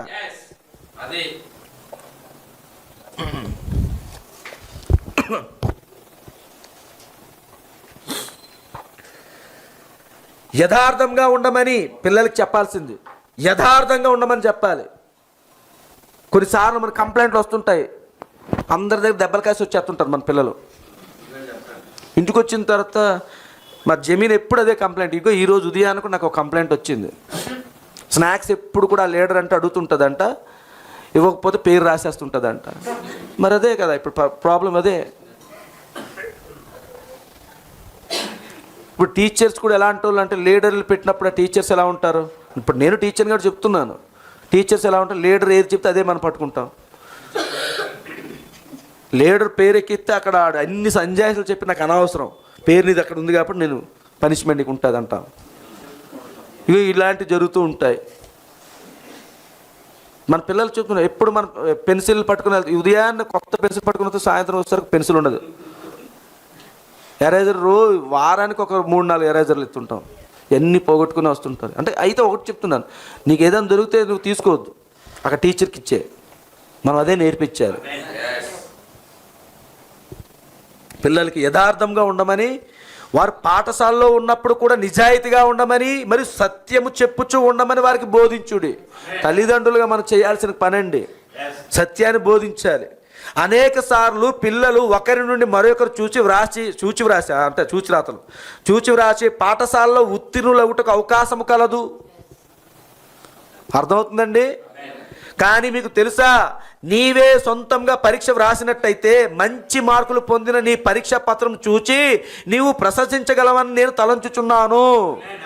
నేను ఎప్పుడు పిల్లలకు ఒకటే చెప్తుంటాను, నువ్వు సొంతంగా రాసిన మార్కు ఒక్కటి వచ్చినా అదే మంచి మార్కులు అని నేను చెప్తుంటాను. అవకాశం ఇప్పుడు అంత అదే కదా, పక్కోడు ఎవడు చూపిస్తాడా, వీడి దగ్గర చూసి రాసేద్దాం, వాడి దగ్గర చూసి రాసేద్దాం. కొంతమంది గడుసుగా ఉండే పిల్లలు ఎలాంటి వాళ్ళు తెలుసా అండి, వాళ్ళకి వచ్చేసాయి అనుకోండి ఎవరికి చూపించలా రాసేస్తారు. రాని క్వశ్చన్ ఉన్నది అనుకోండి అప్పుడులా చూస్తారు, అలా క్వశ్చన్ వస్తుందా, క్వశ్చన్ నెంబర్ ఇది వచ్చిందని. వీడు ఏం చేస్తాడు, 2-3 చూపిస్తాడేమని చెప్పి రాస్తాను అంతే, చూపించేసినంత రాసేస్తారు. మరి నాకు 2-3 క్వశ్చన్ అంతే, టీచర్ టీచర్ టీచర్ తెలివి అంటే బాగా చదివిన పిల్లల్లోనే ఇది ఉంటుందండి. నాకు తెలుసు కొంతమంది బాగా చదివిన పిల్లల్లోనే అస్సలు పక్కోళ్ళకి ఇంకేస్ టీచర్ అయినా ఎవడైనా ఇంకొకటి దగ్గరికి వెళ్ళి మరి ఆ క్వశ్చన్ తప్పు, మనకి మనసు ఒప్పుకోదు. నా కళ్ళ ఎదురుగా ఏదో రాంగ్ రాసేస్తున్నాడు అనుకో, బిట్ ఏదో తప్పు రాసాడు అనుకో, అలా చూస్తారే అక్కడ ఆన్సర్ తప్పు రాసావురా అని ఏదిలా అన్నాను అనుకో, ఆ వెనకాల బాగా రాసిన అమ్మాయి ఉంటుంది, సార్ అది తప్పు సార్, మీరు చెప్పకూడదు సార్, మీరు చెప్పకూడదు సార్ అంటారు. అలాంటివన్నీ చూస్తుంటాం అనమాట. అంటే పిల్లల్లోని మనం వాళ్ళు సొంతంగా వాళ్ళు ఏం చదివేరు అదే రాసి మన పిల్లలకి, ప్రపంచం అంతటికి మనం ఏం చేస్తామని చెప్పట్లేదు కానీ పిల్లలకి వాళ్ళు ఏం చదువుకున్నారో అదే ప్రజెంట్ చేయాలి. మీరు కూడా ఇంటి దగ్గరికి వచ్చి ఆ పక్కన ఉన్న అమ్మాయికి ఏదో 98 మార్కులు వచ్చేసాయి, నీకేమో 90 మార్కులు వచ్చి నీకు తగ్గిపోయి అది నువ్వు అనాల్సిన పనిలేదు. నీ కూతురు నిజాయితీగా రాసింది, నీ కుమారుడు నిజాయితీగా రాశాడు, అది నువ్వు నేర్చుకోవాలి. ఒకవేళ 90 మార్కులు కాకుండా 99 తెప్పించుకోవాలంటే నువ్వు రాత్రి పని నీ కూతురు నీ పిల్లల మీద నువ్వు శ్రద్ధ వహించి వాళ్ళకి నేర్పించాలి. వర్తమానం ఎలా నేర్పించాలో బయటది ఆ టెక్స్ట్ బుక్లో మనం నేర్పించాల్సిందే, మరి తప్పదు. కైసరిది దేవుడిది చెల్లించుకుంటూ వెళ్ళాలి. అర్థమవుతుంది కదండి. కానీ ఇక్కడ ప్రవక్త అంటున్నాడు, అనేక సార్లు పిల్లలు ఒకరి నుండి మరొకరు చూచిరాసి పాఠశాలలో ఉత్తీర్ణులు అవుటకు అవకాశం కలదు. మరి ఇంతవరకు మరి ఇక్కడ కూర్చున్న పిల్లలు కాలేజీకి వెళ్ళిన వాళ్ళు అయినా ఉండొచ్చు, మనమందరం ఎవరమైనా సరే చూసి రాసే ఒక స్వభావాలు ఇంకేసి అప్పుడులో చేసి ఉండొచ్చు. మరి ఈరోజు ఈ సంవత్సర కాలం మొదట ఆదివారంలో మనం ఏం చేయాలి, అటుకి ఫుల్ స్టాప్ పెట్టేసి అక్కడితో ఆగిపోవాలి. ఇక్కడి నుంచి నువ్వు మళ్ళీ అవకాశం దొరికింది, నువ్వు ఒకవేళ సపోజ్ నువ్వు అన్ని క్వశ్చన్స్ రాస్తావు, నీకు మ్యాథ్స్ అనుకోండి, మ్యాక్సిమం మ్యాథ్స్కి అయితే 100 మార్క్స్ వస్తాయి కాబట్టి ఆ మ్యాథ్స్లోని నువ్వు అన్నీ రాసి 98కి వచ్చావు, 98 ఏదో 2 మార్క్స్ క్వశ్చన్ ఉంది అది రావట్లేదు నీకు, దిక్కులు చూస్తాడు ఎవడో రాస్తాడు 2 మార్క్స్, వాడి దగ్గర నువ్వు చూసి రాసే కన్నా ఆ 98 మార్కుల దగ్గర ఆగిపో. వస్తే రాయు, లేకపోతే లేదు. ఒకవేళ ఫెయిల్ అయిపోయే స్థితిలో నువ్వు ఉండకూడదు. దేవుని కుమారుడు దేవుని కుమార్తె ఎప్పుడు కూడా ఆ స్థితిలో దిగజారకూడదు, ఫెయిల్డ్ అయిపోయే స్థితిలోకి రాకూడదు. దేవుడు ఎప్పుడు అలా ఉంచడు మనకి.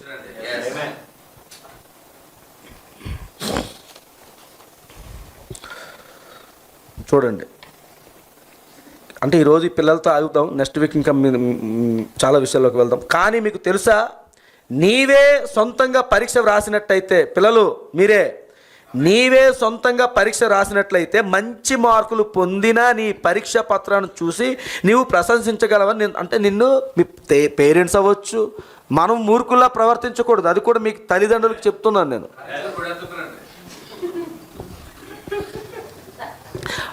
దీన్ని లౌక్యంగా మనం ఆలోచించాలి. పిల్లలకి ఎక్కడ ఎంతవరకు మనం ఏం చేయాలన్నది చేయాలి.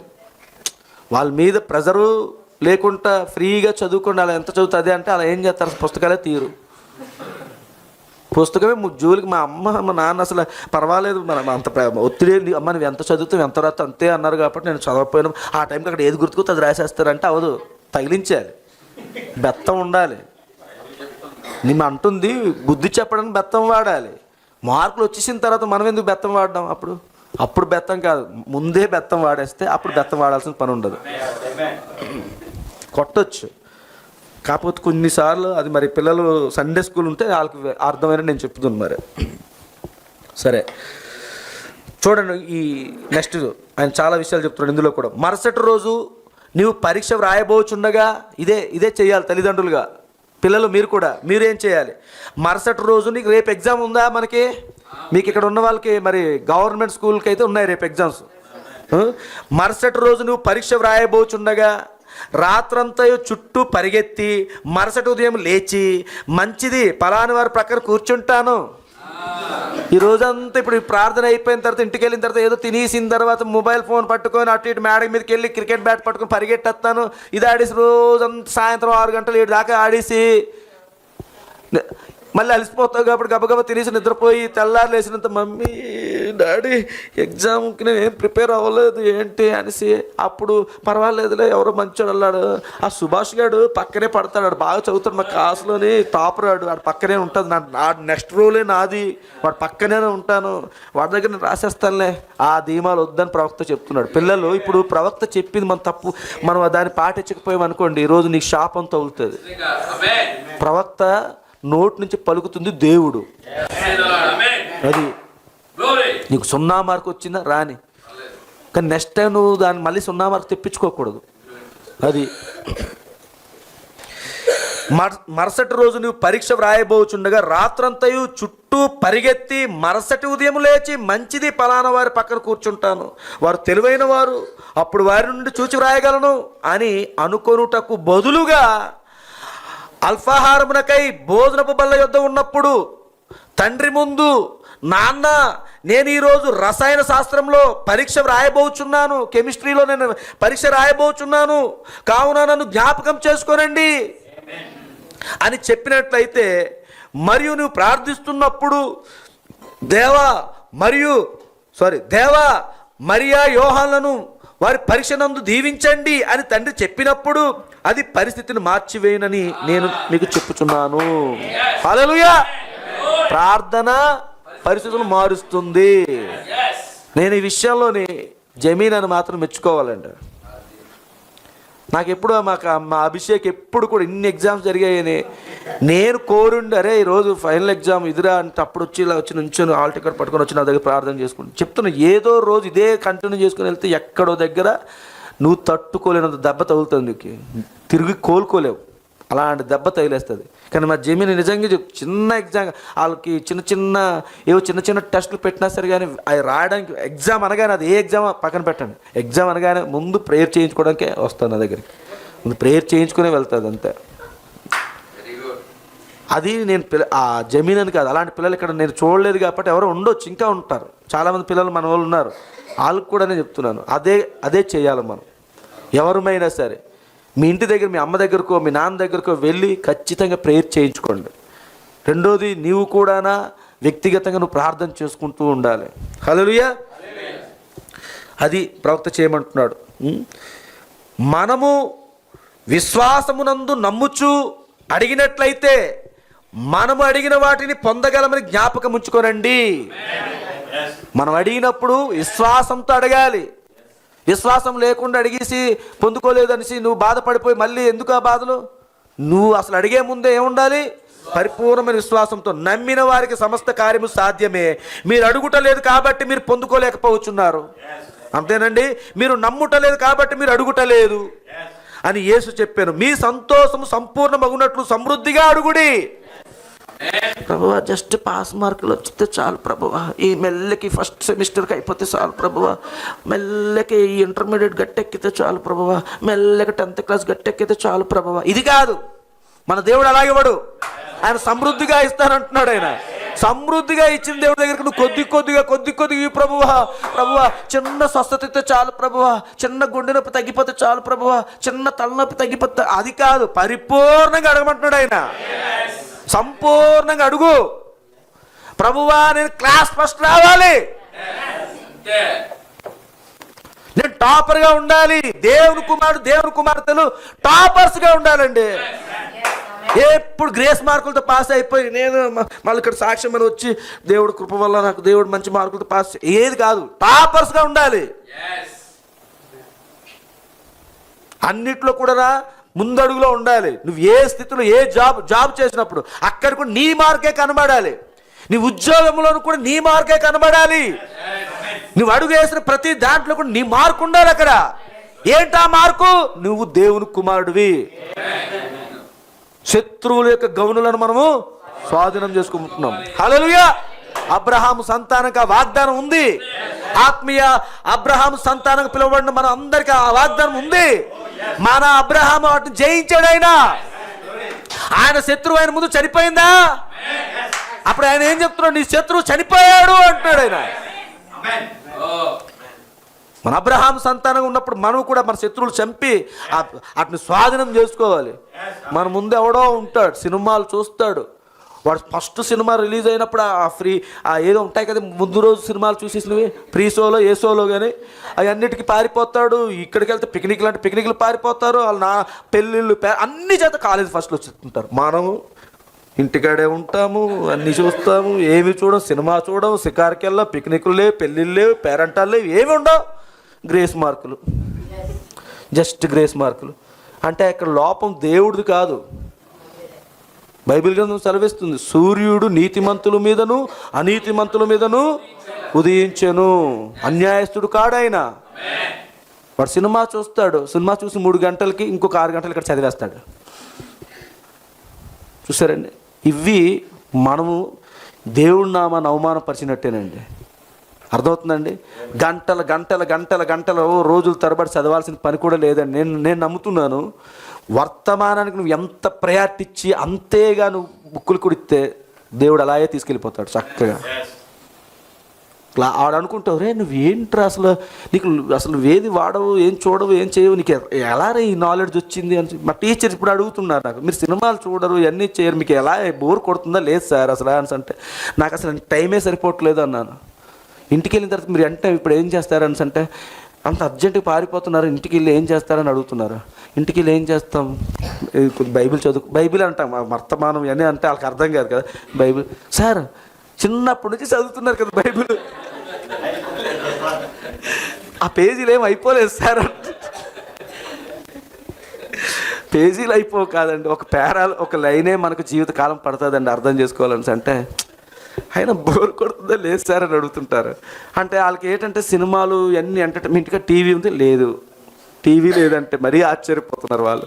అసలు మీ ఇంటికి మేము రాకూడదండి అని అంటున్నారు వాళ్ళు. అంటే ఇలాంటి వాతావరణం మనం చేసినప్పుడు మనము ఇన్ని అవాయిడ్ చేసిన తర్వాత కూడా ఇంకా ఏదో క్లాసులోని ఎవరో టాపర్స్ వాళ్ళు ఉంటే మనం వాళ్ళకి చూసి అది కాదు, మనము టాపర్స్ రావాలి. అది నువ్వు ఏదో సాధించితే వచ్చేసింది కాదు. అది నువ్వు దేవుని దగ్గర ముందు భయభక్తులుగా జీవిస్తే దేవునికి ఎంత ఇంపార్టెంట్ ఇస్తున్నావో అప్పుడు దేవుడు నిన్న దాంట్లోనే ఆయన హెచ్చిస్తూ ఉంటాడు. అది జరుగుతుంది. ఇందాకే మనం చూసాం కదా, ఉజ్జియా దేవుని సన్నిధిలో దేవునికి లోబడినంత కాలము దేవుడు అతను ఏం చేశాడు? వర్ధిల్ల చేశాడా లేదా? అదే జరుగుతుంది. పూర్తి స్థాయికి ఒక ఉన్నతమైన స్థానంలోకి వెళ్ళేసరికి దేవుడిని ఉజ్జియా ఎలా అయితే దేవుడిని మర్చిపోయాడు అలా మర్చిపోకూడదు. ఇక్కడ అదే ప్రాబ్లమ్స్ వస్తున్నాయి చాలామంది, అదే జరుగుతుంది కొన్ని కుటుంబాల్లో. సరే నేను ముగించేస్తానులేండి, ఈ చిన్న పేరాతో ముగించేద్దాం. అమ్మ చిన్న పేర అనేసరికి ఇదే 3-4 పేరాలు ఉన్నాయండి. సరే ఫాస్ట్ చదువుకొని వెళ్ళిపోదాం. మనము విశ్వాసమునందు నమ్ముచు అడిగినట్లయితే మనం అడిగిన వాటిని పొందగలమని జ్ఞాపకం ఉంచుకోనండి. నమ్మిన వారికి సమస్త కార్యము సాధ్యమే. మీరు అడుగుటలేదు కాబట్టి మీరు పొందలేకపోవచ్చున్నారు. చూడండి సిస్టర్స్, బ్రదర్స్, మనం ఎందుకు పొందుకోలేకపోతున్నాం ఆయన చెప్తున్నాడు స్పష్టంగా. మీరు నమ్ముటలేదు కాబట్టి మీరు అడుగుటలేదు అని యేసు చెప్పాను. మీ సంతోషము సంపూర్ణమగునట్లు సమృద్ధిగా అడుగుడి అని ఆయన చెప్పాను. నేను దానిని ఇష్టపడుచున్నాను. మనము సరైనది బోధించవలెను, అంతేనండి. సరైనది చెప్పండి, సరైనది చెయ్యండి, సరైన దాన్ని ఆలోచించండి. ఎల్లప్పుడూ సరైన దానిని ఆలోచించండి. నేను ఒక చిన్న నినాదము చెప్పుచున్నాను, సరైనది చెయ్యము, అది దేవుని పట్ల నీ కర్తవ్యము. కర్తవ్యం అన్నాడు ఆయన ప్రవక్త. కర్తవ్యం అంటే ఏంటది? ఖచ్చితంగా మనం చేయాల్సిందేనండి. సరైనది ఆలోచించుము, అది కర్తవ్యము. అది నీ ఎడల నీ కర్తవ్యము, మరియు సరైన విధముగా నీవు బయటకు రాగలవు. హల్లెలూయా. తూర్పునకు పశ్చిమకు నీవు ఒకేసారి వెళ్ళలేవు. అలాగనే సత్యం వైపునకు అబద్ధం వైపునకు నీవు ఒకేసారి వెళ్ళలేవు. మరొక మార్గంలో వెళ్తున్నానని నీవు ఎంతగా తలంచినా ముఖ్య విషయము కాదు. ఒకవేళ నీవు పశ్చిమానికి వెళ్ళనట్లయితే ఒకవేళ నీవు పశ్చిమమునకు వెళుతున్నట్లయితే నీవు తూర్పునకు వెళుట లేదు. ఏమంటున్నాడు? నేను రెండు కూడా పశ్చిమ వైపు వెళ్తున్నాను, ఇటు తూర్పు వైపు వెళ్ళిపోతున్నాను అనడానికి వీలు లేదు. వెళ్తే ఏదో ఒక్క దిశే. నువ్వు సత్యం వైపు ఉన్నావా లేదా అబద్ధం వైపు ఉన్నావా అనేది డిసైడ్ చేస్తుంది. ఏది నీ ఆలోచనలు, నీ ప్రవర్తన. ఇంతవరకు పిల్లల గురించి చెప్పట్లేదు. ఎందుకు పిల్లల గురించి మాట్లాడాడు ఆయన? అక్కడ ఎటువంటి తల్లిదండ్రుల మధ్యలో ఆయన పెరుగుతున్నాడు ఉజ్జియా. చాలా దేవుని యందు భయభక్తులు కలిగిన తల్లిదండ్రులు, విధేయతతో ఉన్నటువంటి తల్లిదండ్రుల వాతావరణంలో అతను పెరిగాడు. ఆ గుణలక్షణాలన్నీ కూడా ఆటోమేటిక్గా ఎవరికి వచ్చాయి? ఉజ్జయ్యకు వచ్చాయి. అటువంటి వాతావరణంలో పెరిగినప్పుడు ఆ ప్రభావంలోని ఇప్పుడు దాన్ని చూస్తున్నాడు దూరం నుంచి, కొద్ది రోజులు దూరం నుంచి చూశాడు. ఎవరు? యెషయా ప్రవక్త. ఆ బాలుడిగా ఉన్నటువంటి ఉజ్జయాన్ని చూస్తున్నాడు, పరిశీలన చేస్తున్నాడు. ఎంత యవనంలో ఉన్నాడు, ఎంత నీతిగా, ఎంత నిజాయితీగా, ఇంత భయంకరమైనటువంటి వాతావరణంలోని, ఈ ప్రజల మధ్య ఉన్నటువంటి ఇంత తారతమ్యాలతో ఉన్నటువంటి వాతావరణంలోని ఇంత నీతిగా ఉన్నాడేంటి అబ్బాయి, ఎటు చెడు అలవాట్లు లేవేంటి అని చెప్పి ఇటువంటి వాడితో స్నేహం చేయాలని చెప్పి యెషయా స్నేహం చేశాడు. ఇద్దరు కూడా బెస్ట్ ఫ్రెండ్స్గా మారారు, స్నేహితులుగా ఉన్నారు. ఈ వాతావరణంలోని ప్రవక్త ఇప్పుడు మనకి ఏం చెప్తున్నాడు అంటే పిల్లల్ని ఎలా పెంచాలనేది చెప్తున్నాడు ఇక్కడ. ఉజ్జయాని ఉదాహరణ తీసుకొని ఈరోజు మన పిల్లలు మనం ఎలా పెంచాలి చూడండి. ఇందాక స్టార్టింగే చెప్పాను, నువ్వు పెంచుతున్నప్పుడు నువ్వు మీ నాన్నలాగా చూడు, మీ అమ్మలాగా చూడు, మీ పినిలా చూడు, మీ వీళ్ళలా చూడు, వాళ్ళలా చూడు, వీళ్ళతో కంపేరింగ్ చేయకండి. మనం చూడాల్సింది ఈరోజు మీ నాన్నని నడిపించిన దేవుడిని చూడు, ఈరోజు మీ అమ్మని నడిపిస్తున్న దేవుడిని చూడు. దేవుడు ఉంటేనే మీ నాన్న ఉన్నాడు, దేవుడు ఉంటేనే మీ అమ్మగారు ఉన్నారు. అంతే తప్ప వాళ్ళు లేకుంటే మీ నాన్న ఈరోజు ఇంత మంచివాడుగా ఎలా ఉండగలడు? దేవుడుగానే ఆయనలో లేకపోతే, మీ నాన్నలో దేవుడుగా లేకపోతే మీ నాన్న ఎందుకు మంచివాడుగా ఉంటాడు? ఎక్కడ బారు షాపులు ఈరోజు ఆదివారం ఎక్కడ ఉండాలి, ఈరోజు ఇక్కడ కూర్చొని ఉన్నాడు. పిల్లలు మీరే వింటున్నారా? ఈరోజు మీ అమ్మగారు ఈరోజు చర్చిలో ఉండకుంటే ఇంటి దగ్గరే ఉండి టీవీ చూసుకోకుండా ఉండాలి. టీవీ చూసుకుంటూ చక్కగా ఏదో స్టోరీలు, కథలు, ఏదో సీరియల్స్ ఇలాంటివి ఏవో చూసుకొని ఉండాలి. నీకు కూడా సీరియల్ మప్పి పిల్లలకి డ్యాన్సులు, ఇప్పుడు డ్యాన్స్ లేకపోతే ఉండట్లేదు పిల్లలు. ఆ టీవీలో వచ్చిన ప్రోగ్రాంలు పెట్టి వాటిని చూసి వీళ్ళు డ్యాన్సులు, ఒక కొత్త పాట ఏదో రిలీజ్ అయితే ఆ డ్యాన్స్ ఇక్కడ స్కూల్లో వేసేస్తున్నారు అంతే. అది ఏ ఈవెంట్ అవని, వర్ధంత అవని, జయంత అవని, అన్నిటికీ ఒకటే డ్యాన్స్లు వేసి పడేస్తున్నారు. నేను మొన్న గట్టి క్లాస్ పీకాను అందరికీ. మరి పిల్లలకే పేరెంట్స్, టీచర్స్ అనే మనసు బాధపడితే పడాను, కానీ నేను అన్నాను, తిట్టాను కొంచెం. Maths day, international mathematics day అయింది కదా మొన్న, అయ్యేసరికి వీళ్ళు అక్కడ కూడా డ్యాన్స్లే.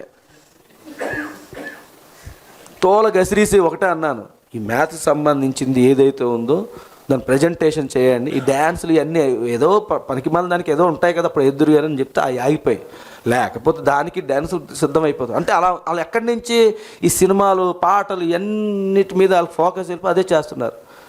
ఇవి ఇప్పుడు మన పిల్లలకు కూడా మెల్లమెల్లగా పోగుతున్నారు. మా జమీనకి ఆల్రెడీ క్రిస్మస్కి రమ్మన్నారు, ఆ రోజు ఎగ్గొట్టేసింది స్కూలు డ్యాన్సులు.